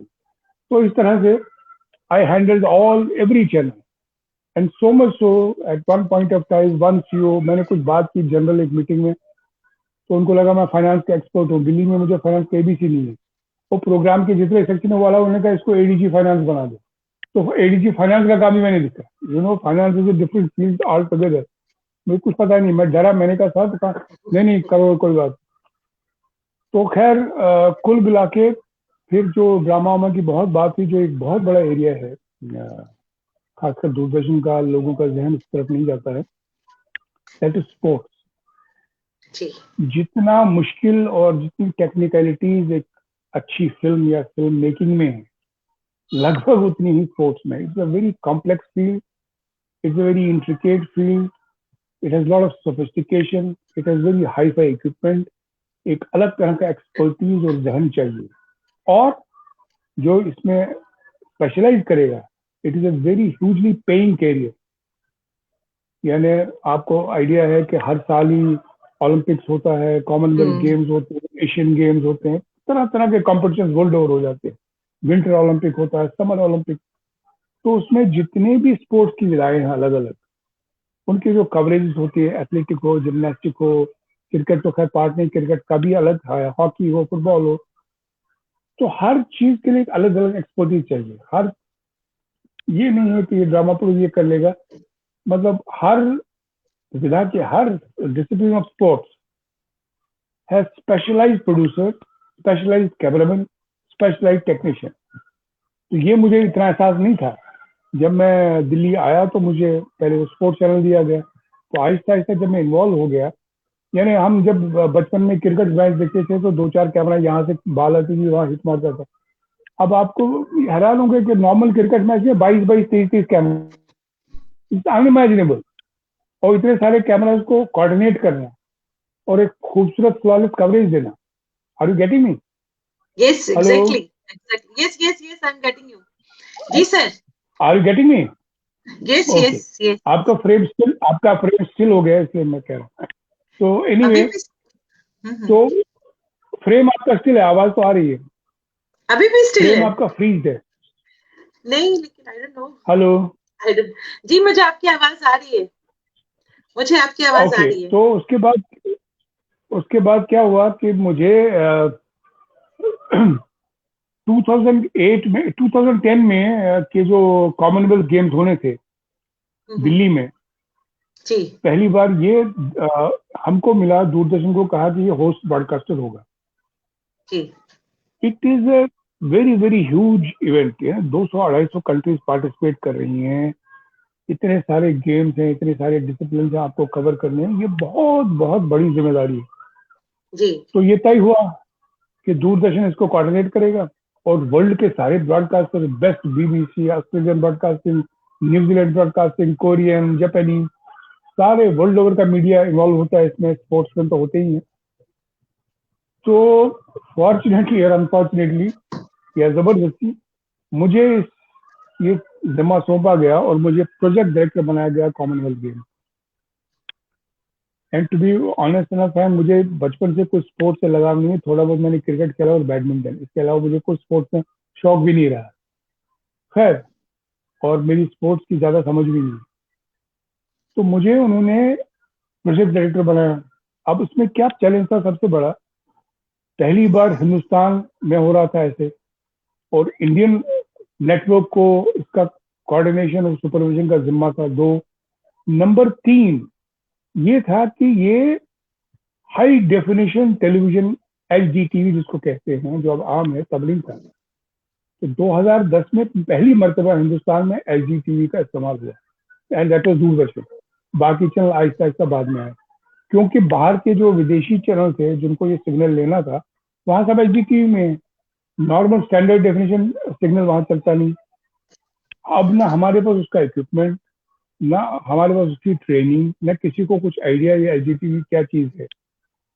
तो खैर उसके फाइनेंशियल इम्प्लीकेशन और लॉजिस्टिक्स और इतने गेम, तो ये फाइल बुक 2-2.5 साल चला। तो इस दौरान 2008 में, 2010 में होना था, 2008 में इसका प्रिल्यूड था, एक जी रिहर्सल मान लीजिए, जी जिसको जिसको कॉमनवेल्थ यूथ गेम, जी वो तो मेन कॉमनवेल्थ गेम होनी थी 10 में, ये कॉमनवेल्थ यूथ गेम। तो इसमें भी वही तामझाम, वही 200 से ज्यादा कंट्रीज, सारे discipline, boxing, archery, wrestling, swimming, gymnastics, everything. तो ये हमने सोचा था कि भाई हम इतना बड़ा तामझाम नहीं कर सकते, नेचुरली सारे इवेंट तो कर ही नहीं सकते, इतना तो फैसिलिटी नहीं है अगर हम चाहेंगे। तो इसको हम आउटसोर्स करेंगे, मतलब प्राइवेट कंपनी को, किसी को कहेंगे तुम बॉक्सिंग जो बेस्ट है दुनिया में, किसी को कहेंगे तुम बॉक्सिंग करो, तुम आर्चरी करो, कुछ कुछ दो चार हम भी कर लेंगे, दो हमारे पास इतना स्टाफ भी नहीं था। तो I hope you are getting it, Kajal. बिल, बिल्कुल बिल्कुल सर, आपकी आवाज आ रही है, मैं आपको दिख नहीं रही हूँ क्या? जी सर। नहीं, आप मुझे दिख नहीं रहे। आवाज आ रही क्यों है सर? आपकी? बिल्कुल सर, क्लियर आ रही है। आप, अच्छा, और आपका मुझे आपका विजुअल नहीं आ रहा है। एनीवे, मुझे कमेंट्स भी आ रही कि मैं एनीवे दिख रही आप, हूँ, पर आई डोंट नो। जी जी। जी सर। अच्छा, चलो चलो, कोई बात नहीं। तो जी उसके जी बाद क्या हुआ कि 2008 में, तो हमने ये सोचा था हम ऐसा करेंगे, तो ऐसे चल के हम रिलैक्स थे थोड़ा। तो उसका जो सरकारी में होता है टेंडरिंग प्रोसेस, टेंडर दो जी, ये गेम में कितना पैसा लोगे। तो करते करते जब बिल्कुल 2 महीने रहे, तो ऑडिट वालों ने उस टेंडरिंग प्रोसेस पे कुछ ऑब्जेक्शन लगाए कि साहब जी ये गलत है, ये सही नहीं है, वो नहीं है, ये नहीं। तो अल्टीमेटली ये बड़ा इशू बन गया। अब 2 महीने बचे हैं। तो फाइनली अब 2 महीने में इतना टाइम भी नहीं बचा था कि हम नए सिरे से टेंडर करें, नए सिरे से कोटेशन मंगाए। तो सरकार में we have to face lots of problem. तो कहा गया कि साहब अब आप ही क्यों नहीं खुद करते सारे गेम। तो मेरे तो हार्ट अटैक होने लगा था। मैंने कहा सर कि क्या बात कर रहे हैं आप? नहीं नहीं, this no other way, you have to do it. Ministry पे में, मतलब मिनिस्टर तक ने मुझसे बात की, you have to do it. तो वो, खैर कट इट शॉर्ट, हमारे सारे नेटवर्क में तब 22 से 23 आउटसाइड ब्रॉडकास्ट रहते, सारे नेटवर्क में, लद्दाख से लेकर कन्याकुमारी तक। जी तो पुणे में होने थे बालवाड़ी स्टेडियम में, 22-23 वैन हमने मंगाए जितने थे। कितना स्टाफ डिप्लॉय हुआ सारे केंद्रों से, कैमरामैन जितने। अब एक्सपर्टीज नहीं है उतना, मतलब कैमरामैन जो होता है हर कुछ स्पोर्ट्स में करना आता है, प्रोड्यूसर को समझ नहीं है। अब कोई पैनल पे बैठा वो क्या कटिंग करे, उसको टेनिस की नाइसिटीज नहीं समझ, उसको आर्चरी की नाइसिटीज नहीं समझ। अब जी जितनी थोड़ी बहुत ट्रेनिंग हो सकती करे, फिर opening ceremony, closing ceremony. Incidentally जो बंसी कोल जी थिएटर वाले जिनका भी जी जी निधन हुआ, जी he was the show director for the opening and closing ceremony of that event, 2008 में जो किया था। तो ओपनिंग जी और क्लोजिंग सेरेमनी उन्होंने डिजाइन की थी, वो बड़ी ह्यूज होती है।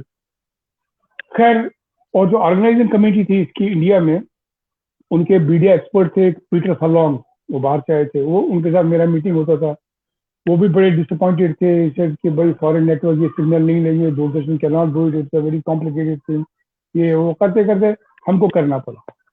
जी जैसे तैसे, hats off to our entire staff. देखो काजल, कम से कम मेरे ख्याल 1000-1500 का स्टाफ इन्वॉल्व रहा होगा, उन सबके साथ जी कोऑर्डिनेशन, मैनेजमेंट, ऑर्गेनाइजेशन, फिर एक्चुअल इवेंट करना 15-20 दिन चला, 200-250 जी कंट्रीज की पार्टिसिपेशन।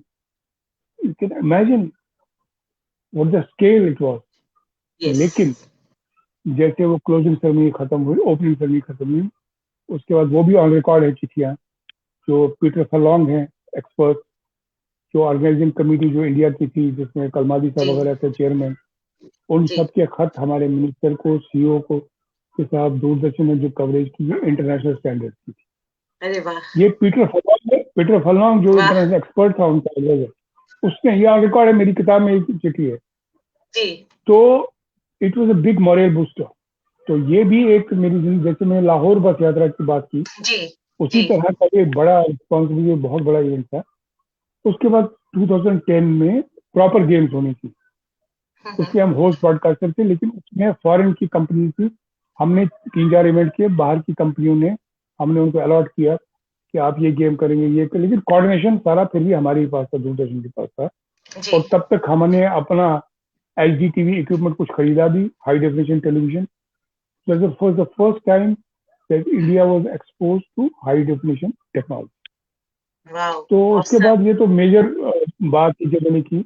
तो बाकी जैसे मैंने कहा, मतलब हेडक्वार्टर में रह के, फिर मैं नॉर्थ जोन को भी इंचार्ज था, तो जेएंड के भी मैं जिम्मे था, तो कश्मीर के में कुछ मॉर्निंग शो वगैरह उसको शुरू कराने में मेरा हाथ था। लद्दाख में न्यूज बुलेटिन शुरू कराने में मेरा हाथ था। शिविर सुन रहे होंगे, इन्होंने वहाँ बिल्कुल पुंछिया पुंछिया राजौरी बिल्कुल। में इनसे काम करवाया, वहाँ वहाँ भी हमारे शुरू साथ करवाया। हमारे साथ सर भूषण सर भी जुड़े हैं। भूषण जो हमारे बहुत ही एक कैमरा पर्सन रही है, प्रोड्यूसर रह चुके हैं भूषण जी। भूषण कौल सर। जावेद गिलानी जी हमारे हाँ साथ हाँ। जुड़े हैं। जावेद गिलानी सर हमारे साथ जुड़े हैं, लिखते हैं people still okay, very remember good. His work as taxi driver. सब मेरा सलाम। सबको हेलो, सबको हेलो भैया।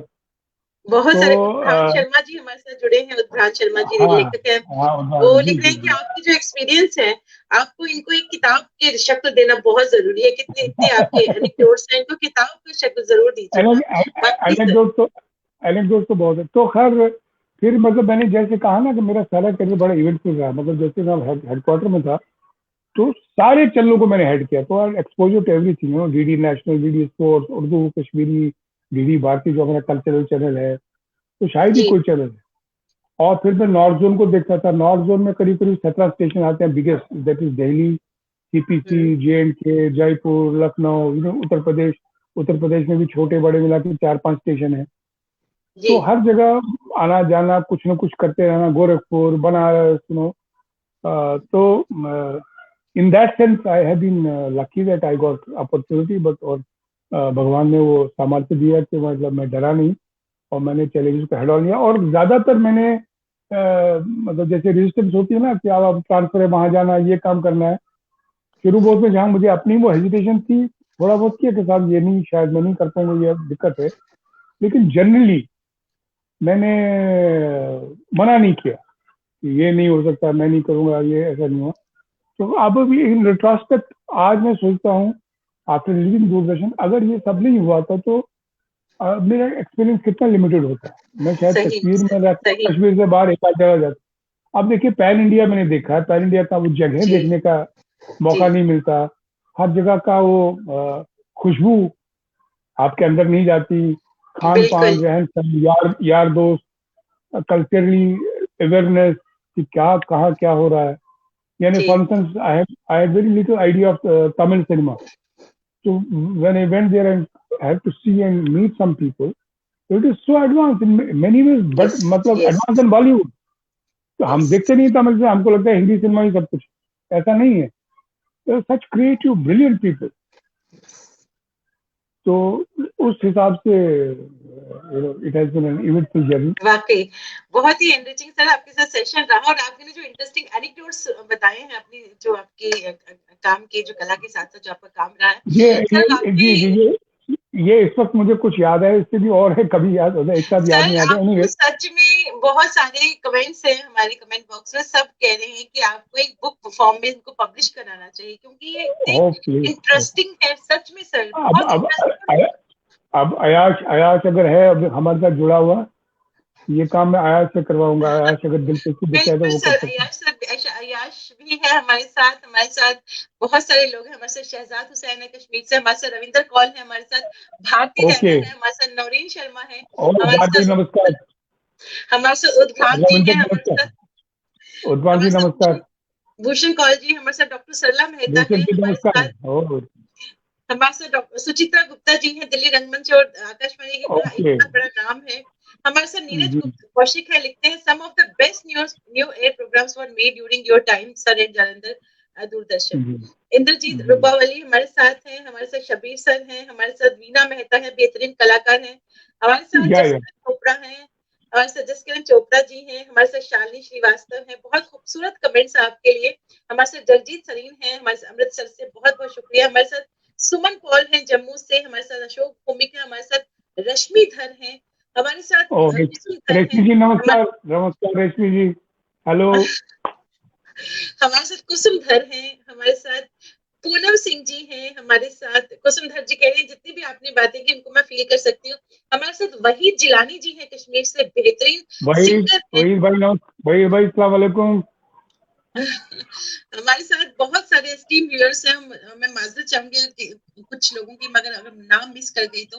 हमारे साथ जनक खजूरिया जी है जम्मू से, हमारे साथ जय नारायण कश्यप जी हैं, हमारे साथ युवराज शर्मा जी है नेशनल स्कूल ड्रामा से और वरिष्ठ रंगकर्मी है, बेहतरीन निर्देशक हैं, बहुत बहुत शुक्रिया।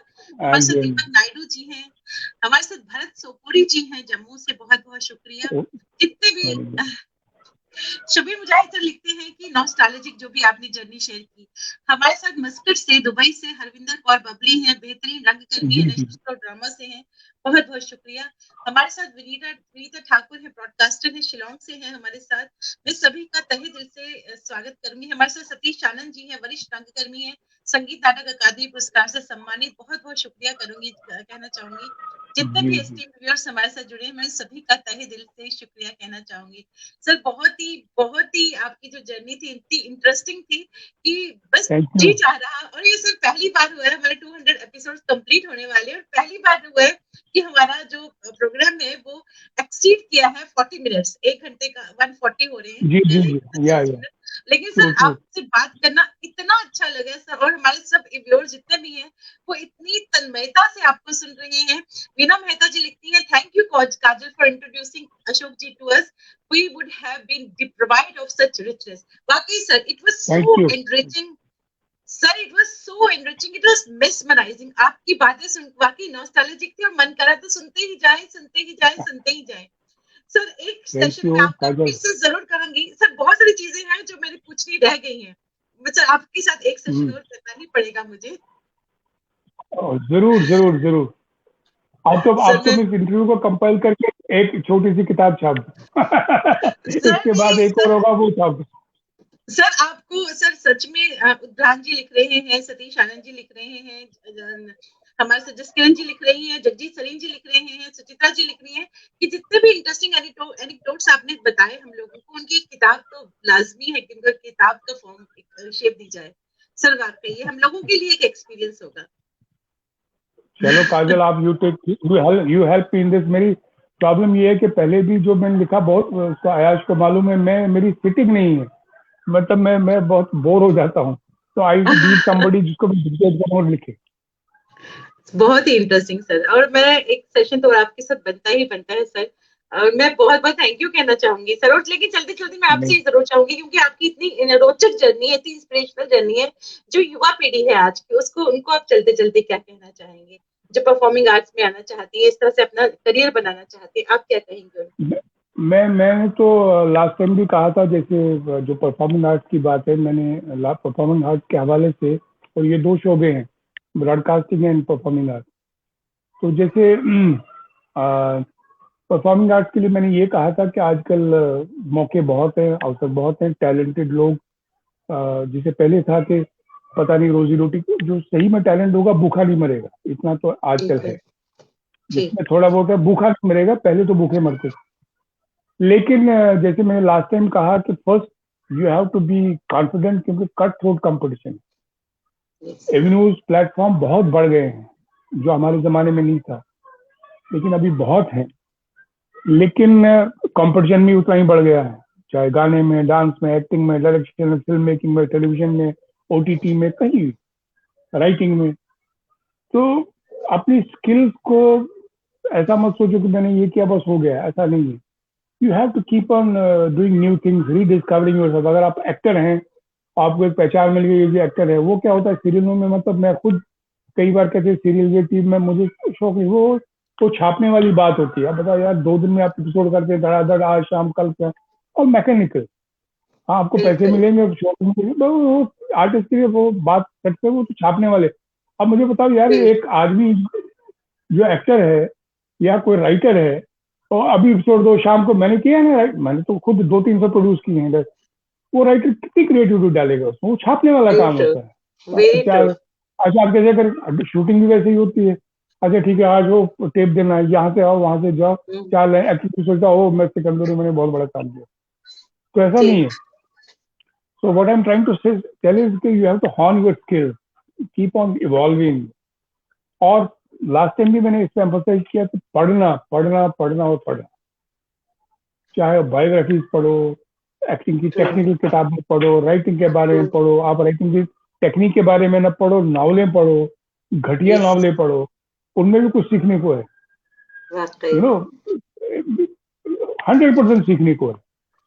तो जैसे आप किसी से मिलो, किसी को आप कोई चीज प्रस्तुत करो, तो you should have that confidence, अगला कहेगा हाँ यार, ये आदमी कोई नई बात कह रहा है।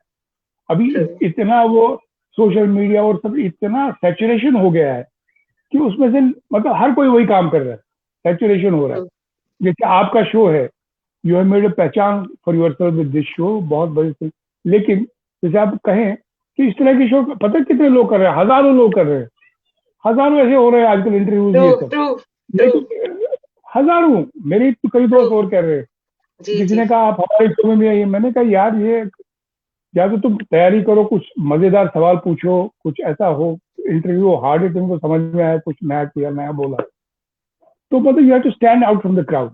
चाहे आप राइटर यस हूँ या यस डायरेक्टर हूँ, तो अगले से आप एब्सोल्युटली जिससे मिले तो उसको लगे कि नहीं यार ये कोई नई बात कह रहा है, ये भी एवरी इंटरेस्ट, ट्रू मतलब ये देखा देखा नहीं कि मतलब वो भी तो ये एक बात है।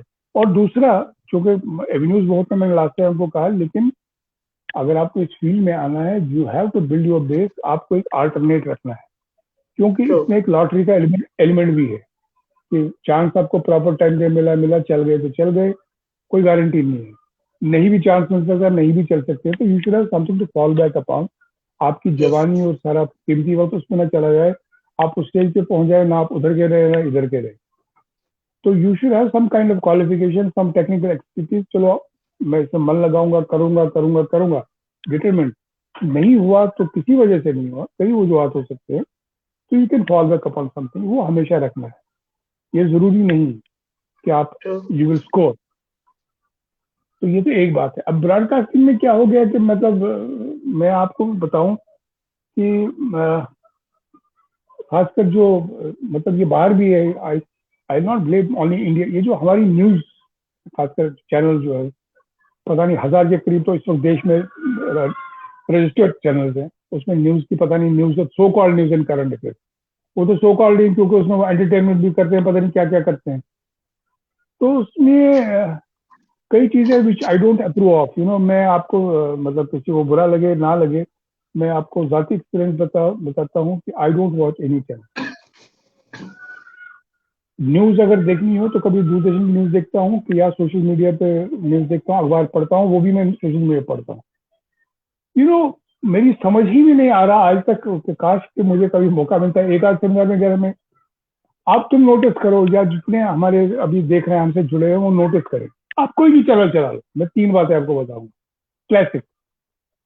आप चैनल ए से चैनल बी या चैनल सी से डी पे चले जाएंगे, जहां भी आप जाएंगे, जो भी एंकर है न्यूज का, ही स्टार्ट विद शाउटिंग। वो सीधे टोन में बात ही नहीं करता, हर न्यूज इनका ट्रेनिंग है शाउटिंग। और आज की बड़ी खबर, अरे यार सीधे बोलो आज की बड़ी खबर, इसमें चलाना क्या है? ब्रेकिंग न्यूज, ब्रेकिंग न्यूज आप across the board breaking news क्या होती है? वो पीछे एक केस हुआ था, इस तरह की स्टूपिड चीजें होती, पीछे एक केस हुआ था, वो एक्टर का, एक एक्टर की मौत हो गई किसी हालात में, ब्रेकिंग न्यूज, अभी अभी उसने गाड़ी में पाँव रखा, अभी अभी तो गाड़ी का दरवाजा, actually actually I am not exaggerating. तो इतना स्टूपिड समझते हैं वर्ग को। ठीक है, अब वो तीसरा तीसरा द हाईएस्ट रेटेड चैनल, हर कोई चैनल अपने आप को कहता है कि सबसे ज्यादा रेटिंग हमारी है, दिस वीक है सब। चौथा, आप नोटिस करिए इसको गौर से, चौथा मान लीजिए कहीं एक्सीडेंट हुआ, गॉड फॉरबिड कुछ हुआ, हादसा हुआ, तो कवरेज हुई, this visuals are only on this TV. फिर दूसरे में कहोगे वो भी यही कहेगा, only on this TV, only on this TV. मतलब कोई बंधन है ये सब कारखाना। Stupid, bunch of, I can't say, language खराब, प्रोनाउंसिएशन खराब, ग्रामर का ख्याल नहीं, अब उसको भी बोलने वालों। लेकिन ये देखिए, आप बीबीसी न्यूज देखिए, आप अल जजीरा देखिए, आप ऑस्ट्रेलियन न्यूज देखिए, न्यूज लेटर न्यूज पढ़ेगा, नॉर्मल टोन में पढ़ेगा जैसे न्यूज होनी चाहिए। यहाँ आप कोई भी चैनल देखिए, न्यूज भी वो चला चला के पढ़ता है, नॉर्मल न्यूज बुलेटिन। मतलब कान ही तंग हो जाते। मतलब मैं तो कभी देखता ही नहीं, अनलेस कभी कोई बहुत हो, मान लीजिए बजट स्पीच सुनना है, प्राइम मिनिस्टर का कोई इंपॉर्टेंट तो स्पीच होगा दूरदर्शन या किसी भी चैनल पर, that is all. And then they keep on dividing their shows, TRP manipulation, और ये ऐड आएंगे एक ही टाइम पे, सब आएंगे, is a cartel of channel. अब आप कोई प्रोग्राम देखते हैं, आप तंग आ गए, इसे नहीं देखना चाहते, ऐड आ गया यहाँ पे, आपने यार अब 5 मिनट ऐड देखने, दूसरे पे जाओ, उसी टाइम पे वहां भी ऐड चलेंगे, तीसरे पे। ये जानबूझ के कार्टल है, cartelisation. There's so many things about this media. I mean, I can't stand it. Really, I can't stand it. I don't watch. True, I sir. don't watch at all. Yes. कोई logic नहीं है, कुछ नहीं है। Discussion में बैठाएंगे 14 आदमी, Yes. यार आधे घंटे का प्रोग्राम है, वो भी चला रहा है, ये भी चला रहा है, वो भी चला रहा है, कुछ समझ नहीं आ रहा क्या हो रहा है। और जो इनकी प्रोग्रामिंग है, इट इज ऑल सेंसेशनल, यानी सेंसेशनल है। अब जैसे मैं एक बात बताता हूँ, let us say there have been many such instances. एक बार मैं एक सेमिनार में गया, वहां कुछ नाम नहीं ले सकता मैं, बड़े प्रोमिनेंट चैनल वाले भी बैठे थे एक दो, अब मुझे भी बुलाया, वो मास जर्नलिज्म के स्टूडेंट थे। उसके 2 दिन पहले इसरो ने एक बहुत ही, कई 4-5 साल पहले की बात है, इसरो ने एक बहुत बड़ा इवेंट किया था। आई डोंट रिमेम्बर, कुछ उसका यूनिक फीड था, एक रॉकेट किया था, for the first time such a thing had happened, in space technology and this that. तो actually it was a huge credit for India, तो जो नॉर्मल चल रहा है दूरदर्शन वगैरह या रेडियो, उन्होंने बताया, अखबारों में कई कई सेंसिबल अखबार जो है, नो चैनल हैड कैरीड। तो मुझे बड़ा खटक रहा था ये। तो उन्हीं दिनों वो किसी हीरोइन की शादी की बात कर रही थी कि किसी ने उसको कहा, जी मांगलिक हो तुम, पेड़ के साथ शादी करो, ये करो वो करो। तो मैं जब खड़ा हो गया तो मैंने ऑडियंस से कहा, मैंने कहा जी इतना बड़ा स्पेस का इवेंट हुआ है इंडिया में, आप सब मास कम्युनिकेशन के स्टूडेंट, कितनों को मालूम है क्या हुआ? तो बहुत कम, थोड़े मतलब 2-5 हाथ खड़े हो गए तो साहब हाँ ये सैटेलाइट ऐसे ऐसे हो गया था। मैंने कहा ये फला एक्ट्रेस की शादी वादी होनी है, उसका कुछ, किसी ने कहा लाल सिंदूर लगाओ और पीला ये पहनो, किसको मालूम है सब। मैंने कहा then I spoke about this speciality of event की, ये कितना बड़ा अचीवमेंट है। मैंने कहा किसी ये जो बैठे किसी चैनल पे आपने देखा, ये सुना, किसी ने प्रोग्राम किया कंट्री का? अब देखिए बजट है, अब बजट पे क्या कहेंगे वो, फलानी ने, पॉलिटिशियन ने ये कहा, सरकार ने ये कहा, सरकार ने उसको गाली दी, उसने उसको कहा, मतलब।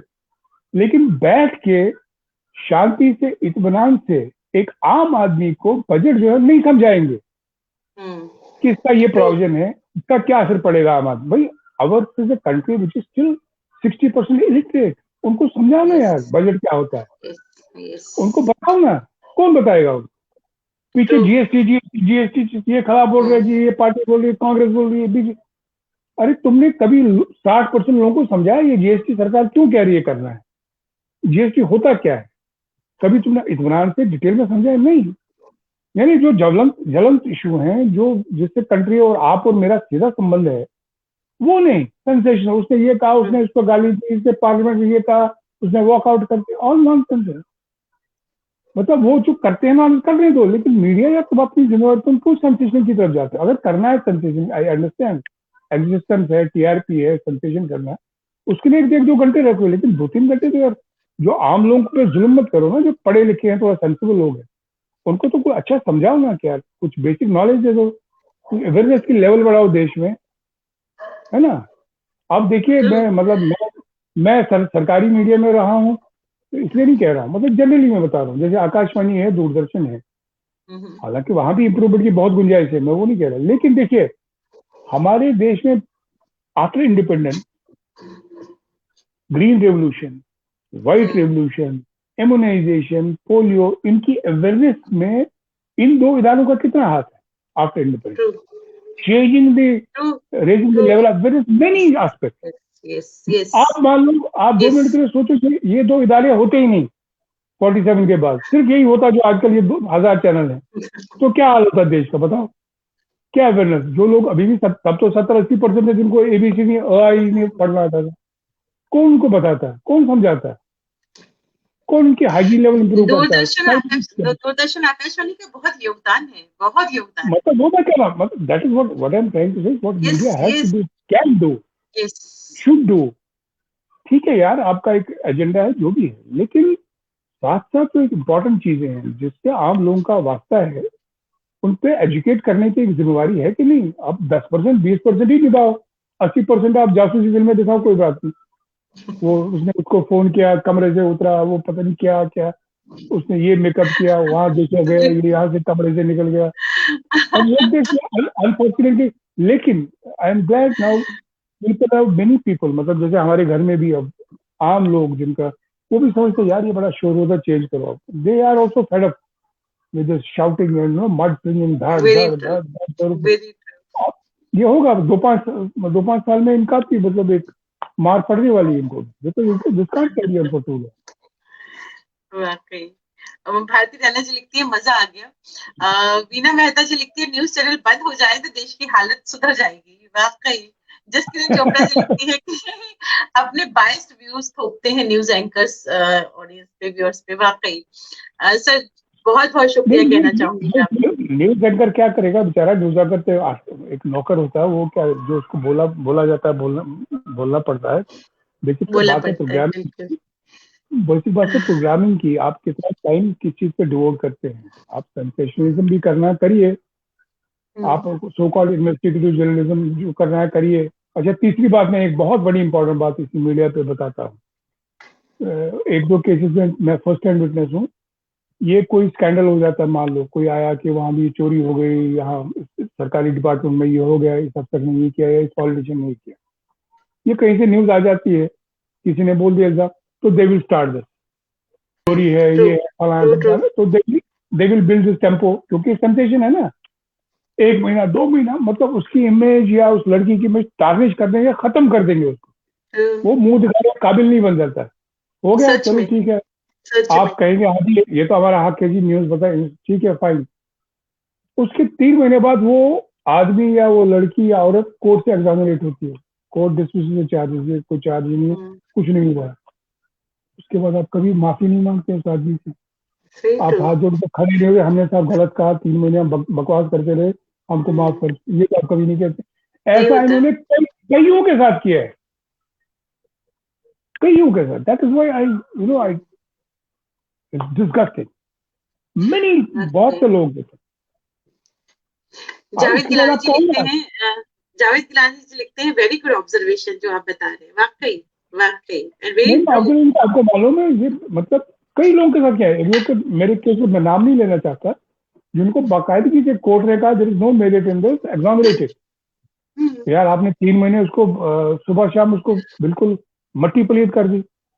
अगर आपने किया वो आपको आपका चला था, लेकिन इतने भी गट्स रखो, उसके बाद को हमारी रिपोर्टिंग गलत थी, हमारी इंफॉर्मेशन गलत थी, कोर्ट ने उसको बाइज्जत बरी कर दिया है, हम माफी चाहते हैं, ये तो कहो, इतनी ग्रेस तो दिखाओ। नहीं।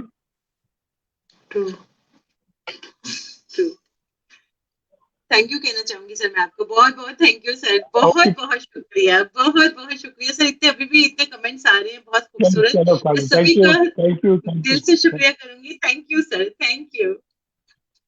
Thank you Kajal, God bless. Thank you sir, thank you.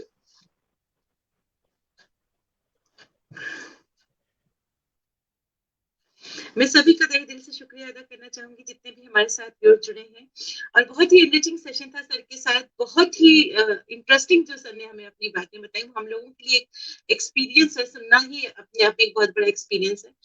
हमारा जो शख्सियत का अगला अंक होगा वो कल शाम को 7 बजे होगा, जिसमें हमारे साथ, जैसे हमेशा 7 बजे ही होता है, हमारे साथ जुड़ेंगी बेहतरीन अदाकारा है, रंगमंच, टेलीविजन, सिनेमा की एक बहुत बड़ा नाम रह चुका है, बहुत बड़ा नाम है दिल्ली रंगमंच का, और आजकल वो मुंबई में है, बेहतरीन कलाकार है। कल हमारे साथ रहेंगी वीना मेहता जी। तो उनकी जो सफर है, उनका जो सफर रहा है रंगमंच के क्षेत्र में, उस सफर का हम हिस्सा बनेंगे कल शाम को 7 बजे। तो रहिएगा हमारे साथ, वीना मेहता जी को सुनेंगे और उनकी जो जर्नी है कला के क्षेत्र में, उससे हम रूबरू होंगे। तो मिलते हैं कल शाम को 7 बजे। उम्मीद करते हैं कि आप इसी तरह से हमारा साथ देंगे। तब तक के लिए नमस्कार और शुभ रात्रि।